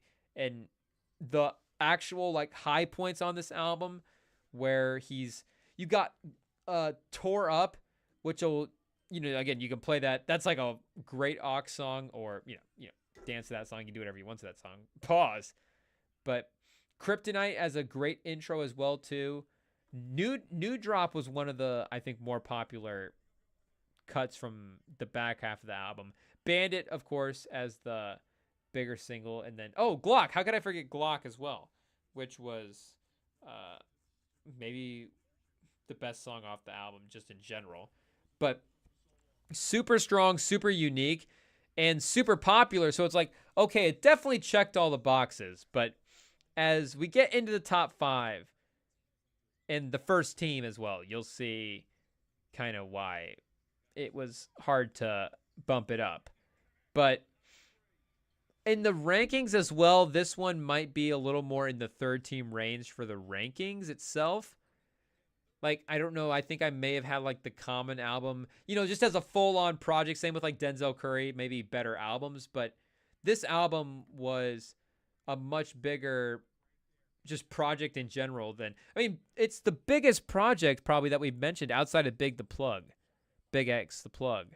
So these are our 2, I guess, 30-point a game scores right here. Big X and Don Toliver getting on the list. And that's not to try to discredit them. They're quality projects. That's why we're on here. But that's kind of the placement for them. Is like Don Toliver is definitely on second team. He gets the bump because of the popularity. And the first team push, I guess, was more because of the popularity. Second team, he could probably be on there because of quality just in general. Like, it's a solid album. It's a really good album. Is it better than Might Delete Later? Cover to cover? It's close, chat.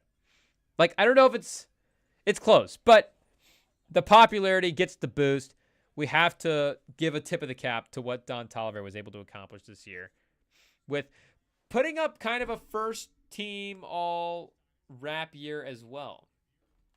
So he's kind of a A-tier guy. I guess the A-tier, maybe the tiers are smaller than we really got to cut it down. But, in terms of the new emerging guys, he's at the top of the game right now. Him and Big X are running the game, chat. Make no mistake. Big X and Don Toliver are in charge. But we're down to the first team. We got 5 left. We got 3 minutes left in the NBA Cup. Jalen Williams off the dribble. They were up by 19. They're about to go up 20, chat. Milwaukee domination in the second half. Who would have guessed? Were they 2-1 going into the game? Now we're just going to feel bad that we didn't capitalize. Okay, right now, I guess live odds, they're minus 110. But what was it going into the game?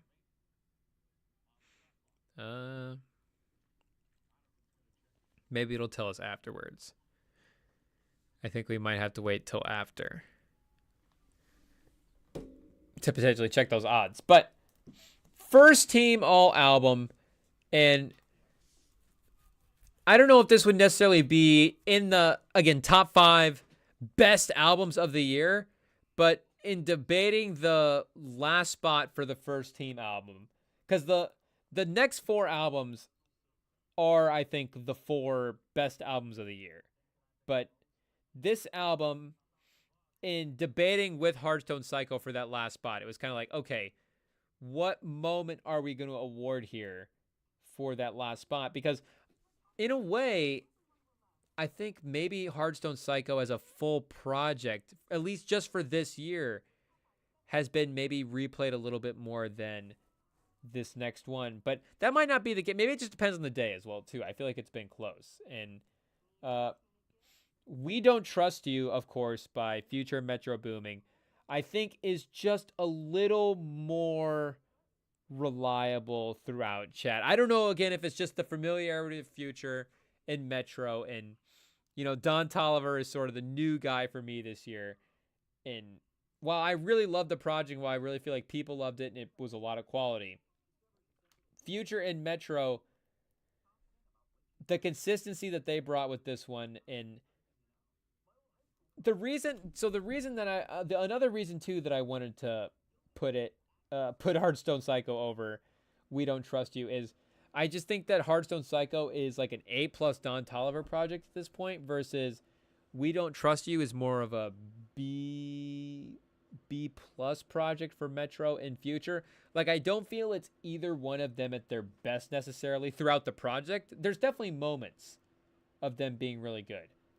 There's definitely moments of Metro being really great, and Future as well too. But like the beat on Like That, of course, is one of just the best beats of the year. Same with the beat on Everyday Hustle, 2 of the best beats of the year. And then Future is just let me pull this track list back up as well. Because the other thing, like I'm saying with Future, is if you're just talking individual tracks off of this album, you know, how many go-to tracks? Oh, We Don't Trust You, of course, the intro track, is another great production by Metro Boomin. Running Out of Time is great as well. I feel like that one doesn't get brought up a lot when people talk about great tracks off this album. So it's definitely got some hits to go to, but I guess I don't know why I want to try to zag on this album. Is it because I feel like it might win the Grammy? Chat, Future's going to win a Grammy before J. Cole? Who knows, chat? Who knows? But again, at the end of the day, it's Future, it's Metro, and there is, with those, every other track, like I mentioned, is kind of a high-powered track. And those tracks in between it are them, even if it's not at their best, them B+ is still great enough mixed in with the other things to make this, in terms of a full project, one of the best to go back to. And of course, because of the beef and because of everything that happened, the moment that it caused, it has to be in the mix. So, are we putting in the combo, chat? We might as well put in We Still Don't Trust You as well too. Put them both together, because that would only strengthen the case to me if I could just have the good songs off of both. But I mean, of course, it would only strengthen the case. But I kind of like We Still Don't Trust You. I think that might be is that the most underrated album of the year? We Still Don't Trust You? Because I feel like people kind of gave that a bad album label in the moment. And I actually think it's kind of decent. I would even give it a good album label. I'd say it's good. Giannis, 26-19. A 20-20 to close out the NBA Cup. There's 90 seconds left, and the Bucks are up 20. With Giannis putting up a 20-20. Unbelievable, chat.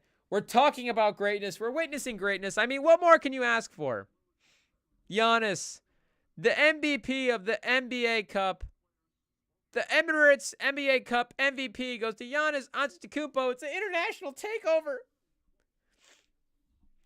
They're taking over our brands. They're taking over our leagues. I mean, Wembanyama, I hope they continue to take over. Can we get a couple more Frenchmen on the Spurs? We need the help. We need to bulk up our roster. But, of course, Future and Metro, we're going to make an appearance. And plus Future's year as well, too. Like, at the end of the day, Future had a better year than Don Toliver just overall. So, Future has to be on first team. There's really no question about that, chat. It's undoubtable. Shout out to Future. He is a strong first-team performance. If anything now, chat, I just, like, do I want to put Denzel Curry on second team and Don Toliver down to the third? But no, Don Toliver, the people's champion, he gets a second team bump. Actually, chat, don't tell anybody we're doing this to the rankings. It's just, for some reason, that looks better than the way we had it. Okay, chat. Next up for albums. And like we're saying, this really is like the top 4. So for me, this would be number 4. I guess, is this the Mount Rushmore, chat? This is, not only is this the first team all hip-hop, but it's also the Mount Rushmore. I don't know, can we continue to filter this down to any more historic levels? What's the most famous top 3? I guess there's a really famous one, but we don't want to invoke that, chat. We're good kids. I don't even know if we just did the cross thing right. We're not Catholic, but we're trying to be good kids. Anyways, Mount Rushmore, the 4th one, top 4. Drum roll, chat. Because I feel like once we say 4, it could kind of unravel the rest of the list. But you probably already know what the 4 are. It's just the order at this point at which they get slotted in. And at number 4, it's Chromacopia, chat, by Tyler, the Creator. Chromacopia. Tylet? Jeez, chat. Spelling is now officially down to an F for the night. But Chromacopia is going to slot in at number 4. And to be honest, it becomes super nitpicky at this point at what we're doing in terms of the ranking. And it's not even about the rankings at this point, chat. Like we're saying, Tyler has earned his spot on the first team all hip-hop album. So his album has accomplished what it needed to. And the storytelling as well, too. Like, it's the best conceptual album, probably, of 2024. I guess I don't know if a couple of the other ones are actually conceptual in a way. It would be bad if we didn't know that, but we just don't, chat. So it's just up to our ears at this point to make the choices for sound-wise. But, I mean, he gives you everything that you're looking for in a Tyler project on Chromacopia. He evolves as a producer as well, too, so expands his catalog in a way that makes this project unique to go back to. I would have said that maybe the aux-driven songs on this one, like Ratata, Noid, and Sticky, maybe aren't up to the quality of the high-energy songs of the albums above it. And maybe that is the thing at the end of the day that separated it. Because, you know, like Darling I, chat, Take Your Mask Off, I Hope You Find Your Way Home, like those kind of softer, melodic, Tyler, Igor type vibes, Flower Boy type vibes, I mean, those songs are amongst the best of the year, and those songs would make this the best album. I guess Thought I Was Dead, chat, is a fun aux song that is great. The Schoolboy Q performance is great on this. And not that the songs that we're saying on this are great. We're just saying stacking it up to the songs, the aux songs, you know, the higher energy songs in the albums that we're going to mention. I would just prefer those songs over these, which is really the only thing at the end of the day. And maybe Judge Judy as a skip, potentially. And again, maybe it's not even a skip, just as a non-playlist essential would be like a minor little separating factor. But Balloon by Doechii as well. So, I mean, definitely helps for Tyler's sake that he got the 2024 All-Star team of Glorilla, Sexy Red, Schoolboy Q, and Doechii to be features on this album. And then, of course, Daniel Caesar with the double feature as well, too. Maybe he's even the best features on the album. But, oh, geez, what happened to the game, chat? We lost our game. We want to see Giannis get the trophy. There he is, Dame Lillard getting the trophy. The Bucks celebrating their in-season tournament. The first time. I mean, what is this like for a guy like Dame Lillard, chat, who has never won a title in his life, and that you only really get to experience that emotion and that feeling of winning a championship one time. And now he has gone through the steps of it in this NBA Cup and NBA season format, but he still never actually won a ring. So when he wins that first ever ring, it will be like, will it be like 2%? The feeling of it softened a little bit. Pause, because he's already been on the podium, already worn the hat, already gotten the championship. Giannis is pumped, chat. And Giannis is a competitive dude. I mean, Giannis just wants to win at everything, which is why he's so great. But Dame is like, Dame's thanking everybody. Dame's talking about the journey. Dame is talking about what it took to get there. Giannis is dancing around having a good time. So I guess shout out to Milwaukee. But we picked Steph to win, me and Sam, and I feel like we were thinking the right way when we did that. We were thinking it's a legend, a veteran team. I mean, Giannis and Dame, that was a big embrace. Dame is happy. He's like, finally gets my ring. Oh, I mean, that's a good trophy, chat. I forgot. Yeah, that's a good trophy. Brought out by the Emeritus Cabin Crew. The finest flight attendants in all the land. Responsible for bringing out the NBA Cup.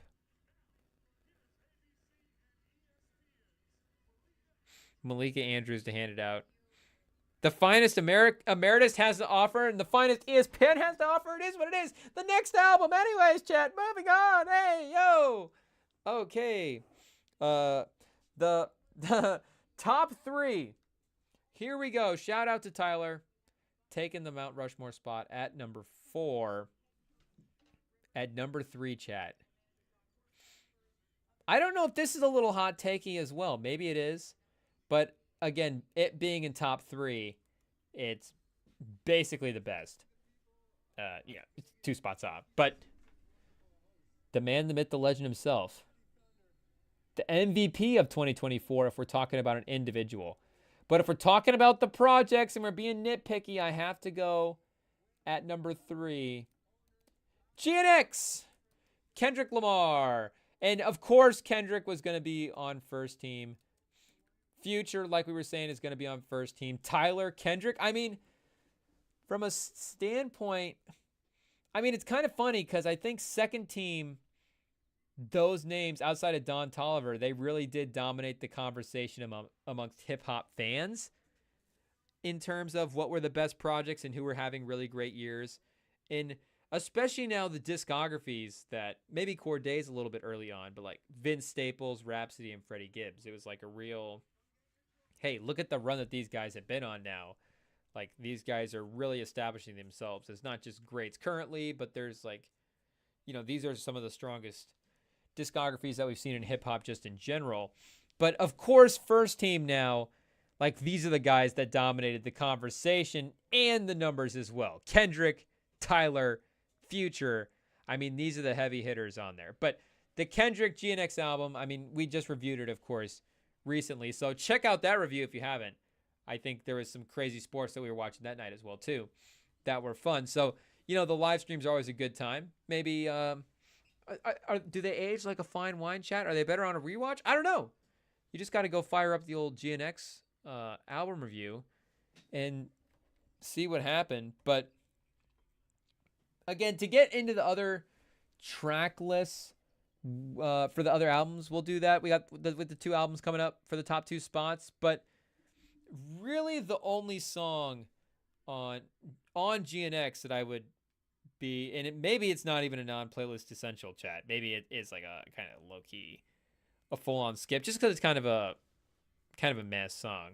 But GNX, the title track itself, is probably the main reason that this gets bumped down to 3. And I guess we could potentially make the case for the Tyler album over it as well too, because for the one time in Kendrick's career, you can actually use the conceptual standpoint against him and go, well, Tyler, the storyline, what he was going for, and the message that he's able to send and how he's able to tell the story and pace that throughout the album is, more impressive than just Kendrick dropping a bunch of hits or whatever. Like, I get it. But of course, Kendrick's production quality is just too consistent throughout these tracks. And I mean, Kendrick's lyrics are relevant as well too, like to the moment. And there is topical stuff that he's talking about. And, Whacked Out Murals just as a track of, again, like in the moment relevance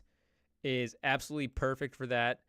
The club aux songs that you get with TV Off and Squabble Up and Hey Now, and Dodger Blue is a song that I've actually been bumping quite a bit recently. This song is quite a vibe. I'm not even gonna lie. Can we cue it up right now? White Diamonds, 2 a.m. She wild in chat. Sick, got their stomach in her comments. What school you went to? Gardena Compton, Westchester, King Drew, and then hey yo chat. But Kendrick just in his F a double entendre bag, his just I want you to feel this bag. This is an all-time bag. This is a top 3 bag of 2024 without a doubt. And well, I guess, we've got a lot of time as well, too, to continue to talk about this Kendrick album. But what I love about what Kendrick's albums are in his discography is, like, every album is kind of representative of a moment. And you can definitely, see his evolution with it. And he's always pushing his sound forward as well, too. So, there's a unique sonic experience with each project that you get. But, again, just each project sort of being attached to a moment, and this album being attached to that victory lap, and that being able to stand on business and being able to uplift a community and being able to unify people that, maybe have not been able to be unified in the past, and the ability to be able to take things to the next level. But, he's got the Therapy album where, he had talked about in his diss tracks and stuff about how he makes this album for people when they're struggling and they're down and they want to go through, they're trying to go through something, and maybe this is an album they can turn to for comfort. But, when he also drops Good Kid, Mad City, and it's sort of that cinematic story, and it's that comeuppance sort of vibe, and somebody trying to make it, more so than, like we're saying, that victory lap. And same with Section 80 as well too. But again, Good Kid, Mad City is maybe a little more of a contained story. And Good Kid, Mad City, I think, is maybe even a little bit of a step up from Section 80, where Section 80 maybe feels a little younger than Good Kid, Mad City as well. Even though Good Kid, Mad City is, like a teenager type story. But every project is unique and attached to a moment in his own way, and you get just a unique sound, a unique lyrical experience with each project. And this project is basically perfect as well, too. And if I was locked up in a room and I had to listen to the GNX track on repeat for this album, it would be okay. I would be fine. Hitta, J3, that verse, I'd be down. Make no mistake. We'd be all in. But it does take the third spot just because the other two projects that were dropped this year were so strong, and it kind of just became undeniable that these two albums were the top two. And this one at number 2 is going to be interesting in terms of how it ages, because I think it's already, well, of course it's already consensus getting a Grammy nominations and, you know, getting love and getting critical acclaim, but how it ages again in terms of public opinion and just in terms of that cult, classic, iconic type status, because Doechii, like we talked about, and again, shout out to the Celebrity Crush live stream that we did. Go check that out if you haven't. But I mean, Doechii has maybe the highest potential of any just young hip hop artist. I mean, maybe any young artist, chat, in music, period. I mean, that would not be a reach at all. But just because we don't know the other genres as well, and to make no mistake, I mean, we don't even know hip hop as well as most, but we're having fun trying to do a hit all album team anyways.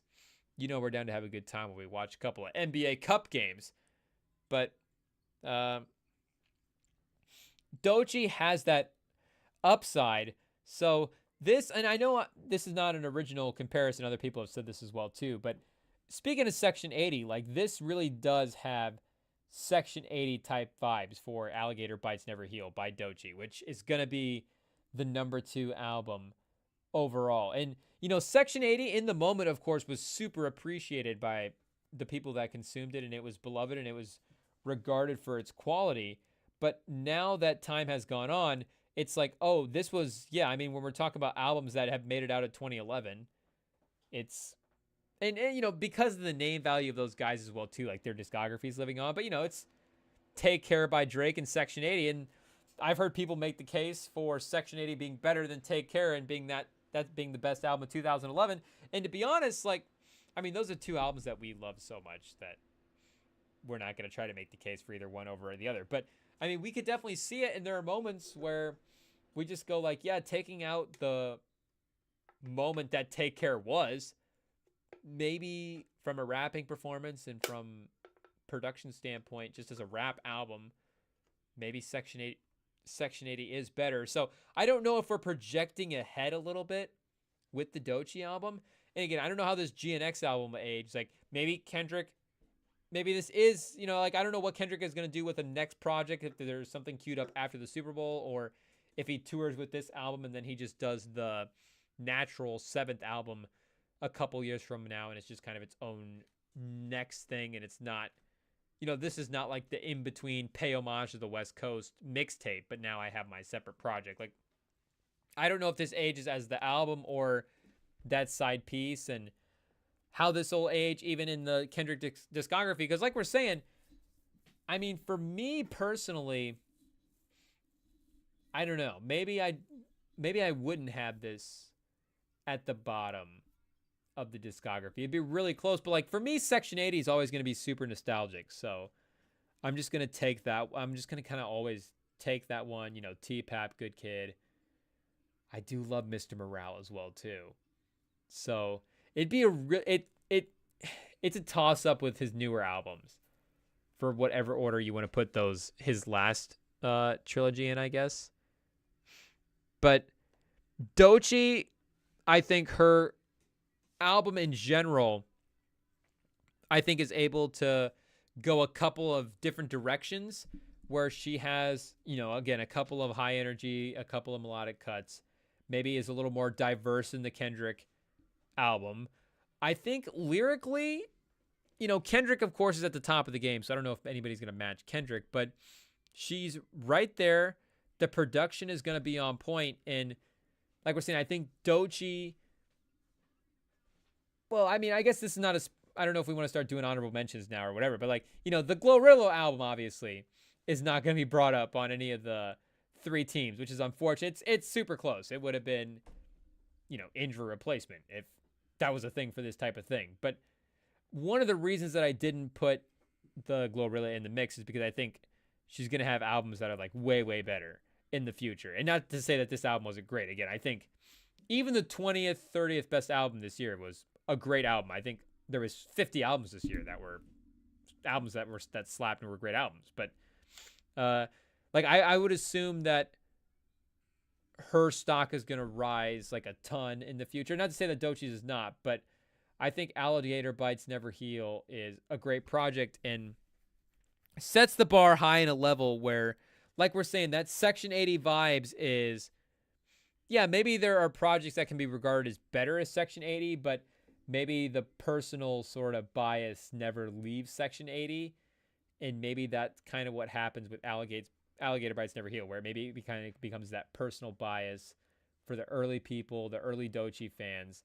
And as Doechii, as her name continues to rise and as her stardom goes and that catalog, becomes more famous with her name as well too, maybe this album continues to, increase over time in terms of just the amount of people that have listened to it and how beloved it becomes, if that happens as well. Because, this is absolutely,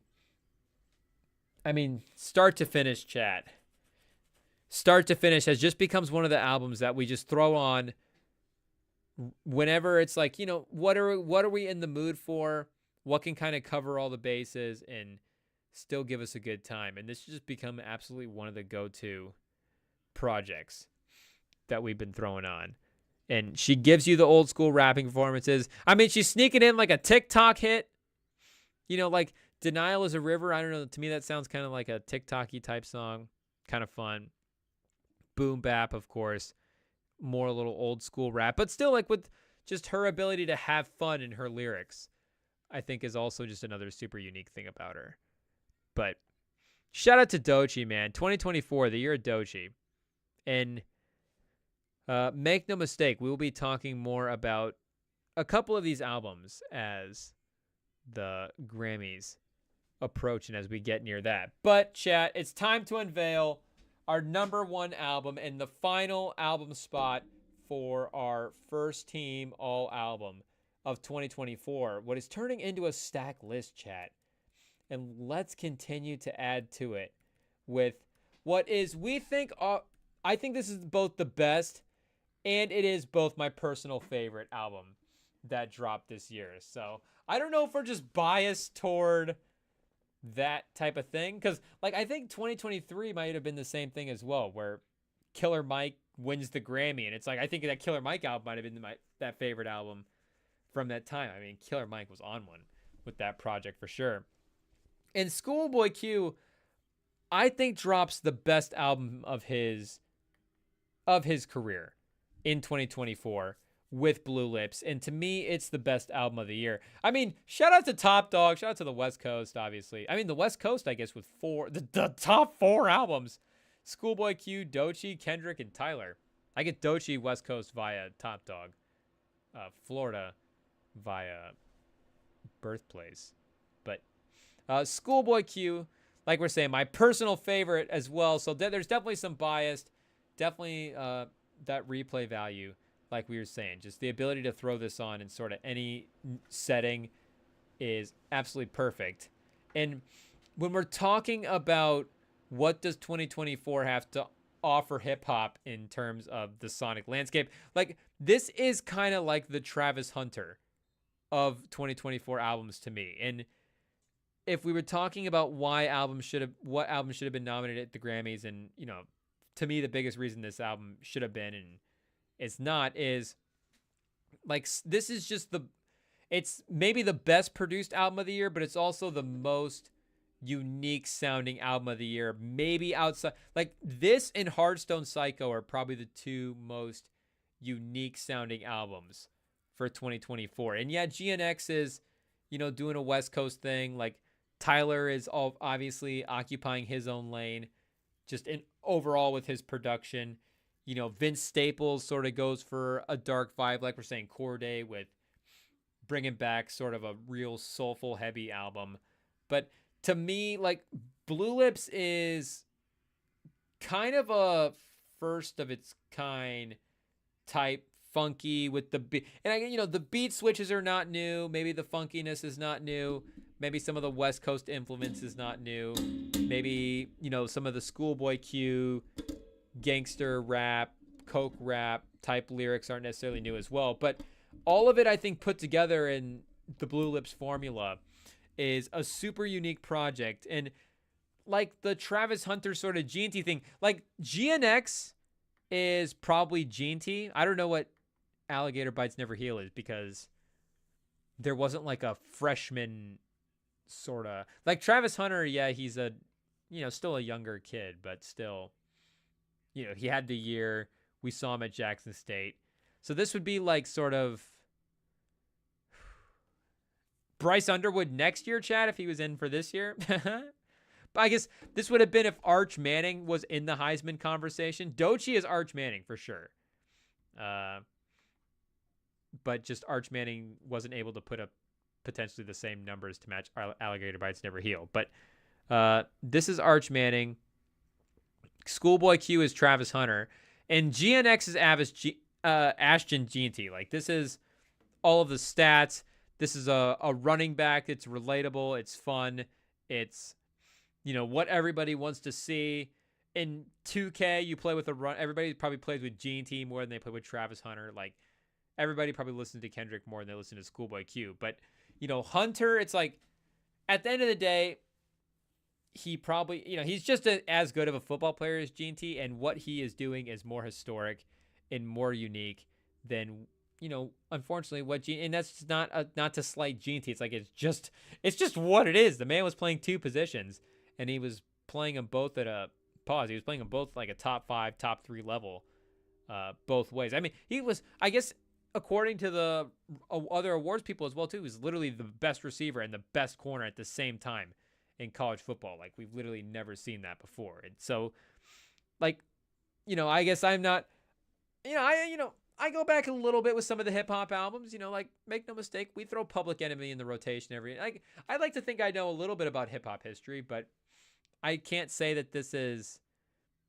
like, totally unique. Like, I can't start making those kind of claims, but, for what we have heard, this is a new sounding album. And Schoolboy Q is lyrically on point here. The features are great. And the way the beat switches are able to be really dynamic, chat. Just crazy beat switches is not the right way to phrase it, because I think that implies the right type of thing. But just crazy with some of the beat switches that they were actually pulling off and what they were going for in terms of vibe. Like this beat on Lovebirds, chat, with that sample at the beginning and then the bum bum bum. Bum bum bum. And then we go into the sort of hard Schoolboy Q lyrics. But then, Blue Slides is just that jazzy production all the way throughout. But I was thinking about this compared to like The Forever Story by Jid, which another, great album, I think. Maybe sort of the 2022 consensus album that also kind of got snubbed from the Grammys. It was like, this is going to be number 1 on everybody's list, but for some reason the Grammys didn't pick it. And Blue Lips, kind of a similar thing. There you go, people. We said it first. Blue Lips, number 1 album of the year. So if anybody else says it, they're copying us. But like the beat switches on The Forever Story are, I think, even a little more subtle. And maybe if you heard the two beats just played side by side, maybe make a little more sense.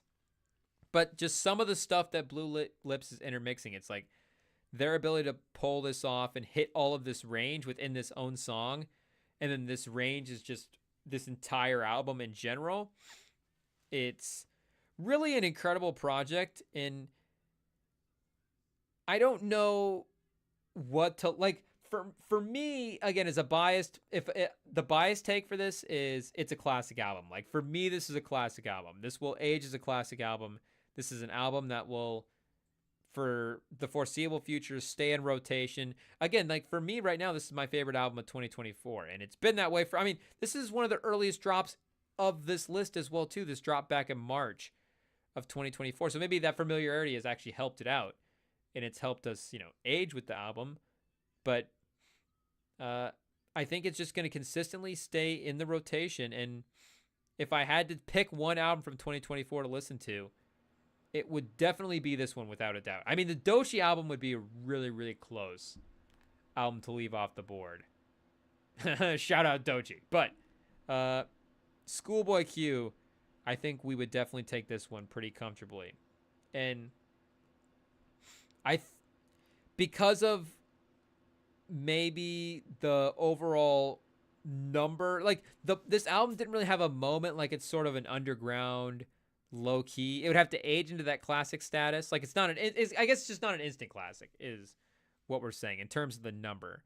But I think the reception and especially Schoolboy Q's history as well too. Like maybe a little T.I.-ish, chat.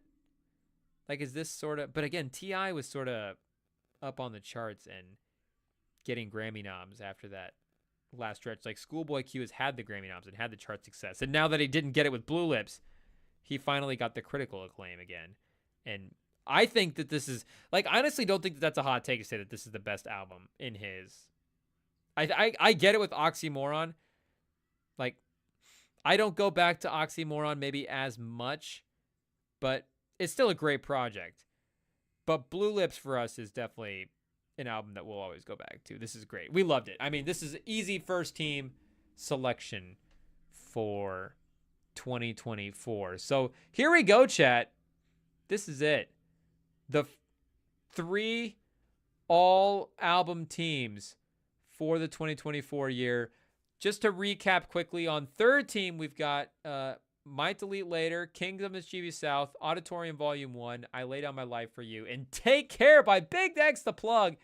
Second team is You Only Die Once, Freddie Gibbs, Dark Times, Vince Staples, Please Don't Cry, Rhapsody, The Crossroads, Corday, and Hearthstone Psycho, Don Tolliver. And then the first team is Blue Lips by Schoolboy Q, Alligator Bites by Doechii, Alligator Bites Never Heal by Doechii, GNX by Tyler, GNX by Kendrick, Chromacopia by Tyler, We Don't Trust You by Future and Metro Boomin.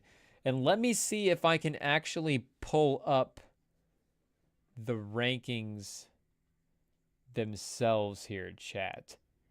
Do I want to unveil the actual rankings? Let's take a look here. Because I've got them ranked out in a Spotify playlist here, so we could take a look at them in the rankings if it wants to load. Let's see. Can we get it to go? Oh, here we go, chat. Okay.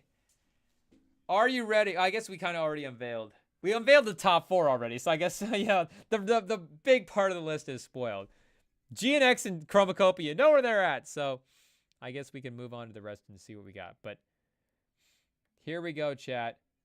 2024 ranked for this year in albums. Of course, like we were saying, Blue Lips 1.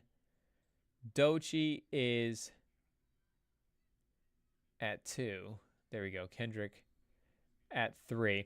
Maybe should I link this Spotify playlist in the chat?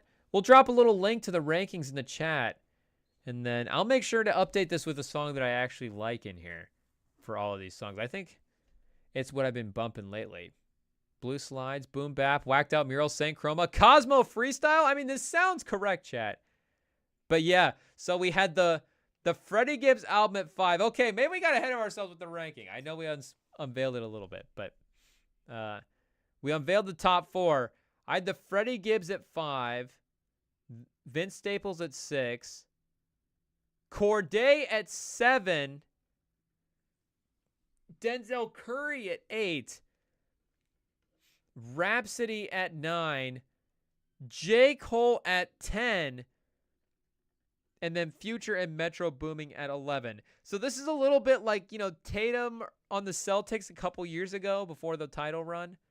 where the team is great. Maybe Tatum's first team All-NBA, but, you know, is he a top 5 player in the league? Maybe it's a little rich, but Future has to be a first teamer, of course. Though the album itself, is this crazy, chat? Future at 11. And then what did we have? So Future bumped up into the first team. And then Denzel Curry, I guess, bumped out. Oh, because we bumped Hardstone Psycho up into the second team. I guess Hardstone Psycho bumped Denzel Curry out into the second team. So yeah, Future, Common, JPEG, Denzel Curry, or Denzel Curry was up here. Don Toliver, Big the Plug. Should we flip Big the Plug and Don Toliver? Maybe we move Big the Plug up to 13, chat. We'll drop the link in the description, and then the great thing about a Spotify ranking is this is fluid. So maybe that's the great thing about, you know, over time it can kind of show us how these albums age as well too. But I mean, you can see, chat, that this is got quite a few albums in it. A majority of the albums that I listened to this year for sure.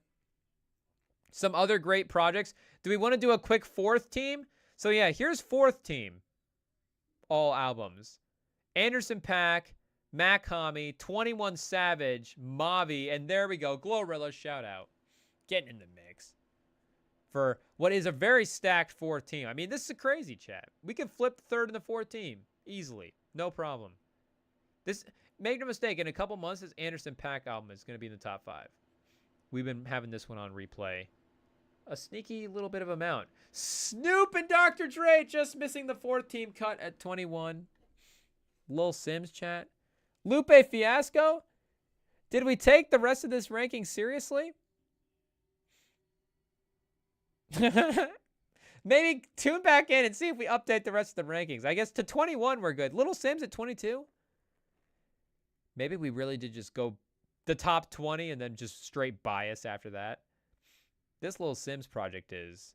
This song right here, chat, such a sweet song. So nuts. But this is a pretty solid top 20.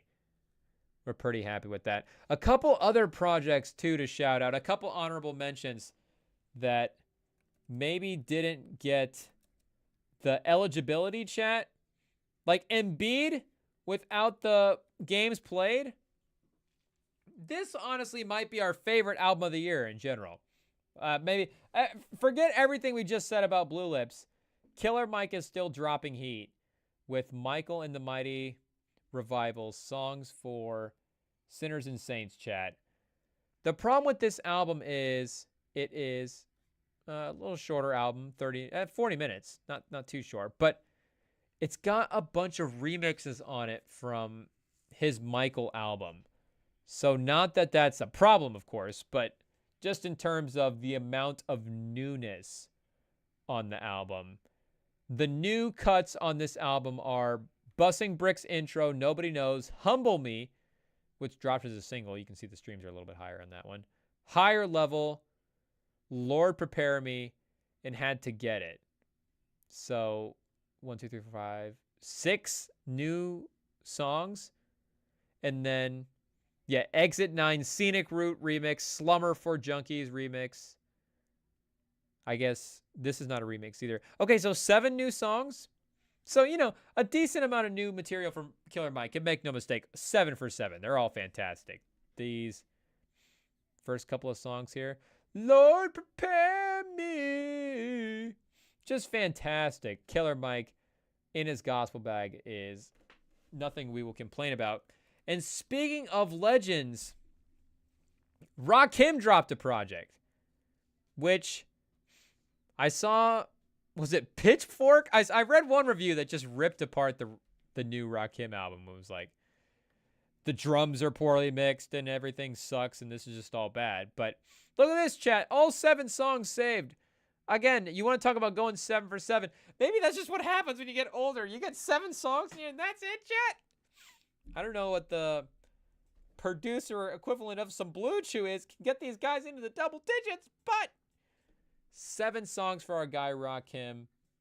If you appreciate Rakim, you'll appreciate the albums. I thought he brought back some quality in his return. A bunch of good features as well too. We get DMX on God's Playground. Can't be mad about that. Little DMX set to a prayer as well too. Can't be complaining. But that is the 2024 top. We can get the top 8 in there. Top 8, top 10, top 15 albums, chat. I guess we did unveil the top 20 of top 21. Shout out Snoop. We'll give him credit. Albums of the 2024 year. But that wraps up an exciting episode tonight, chat.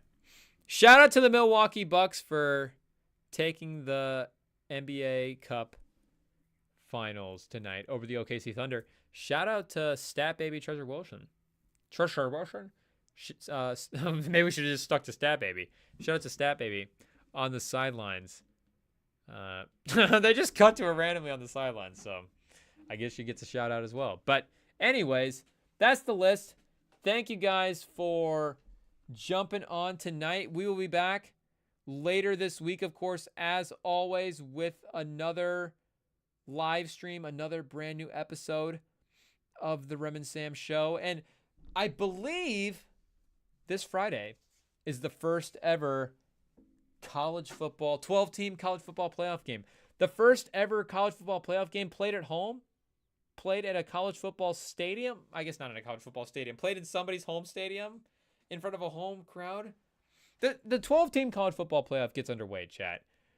It kicks off this week, Friday night, and guess what, chat? I think we'll be there. I think we'll be live. I think if you subscribe, you will definitely be able to find out and not miss it. If you guys do that, that would be sick. We are also on the socials at Rem and Sam Podcast. We're on the audio platforms at Rem and Sam Podcast. So don't forget to tune in, people. Don't forget to follow.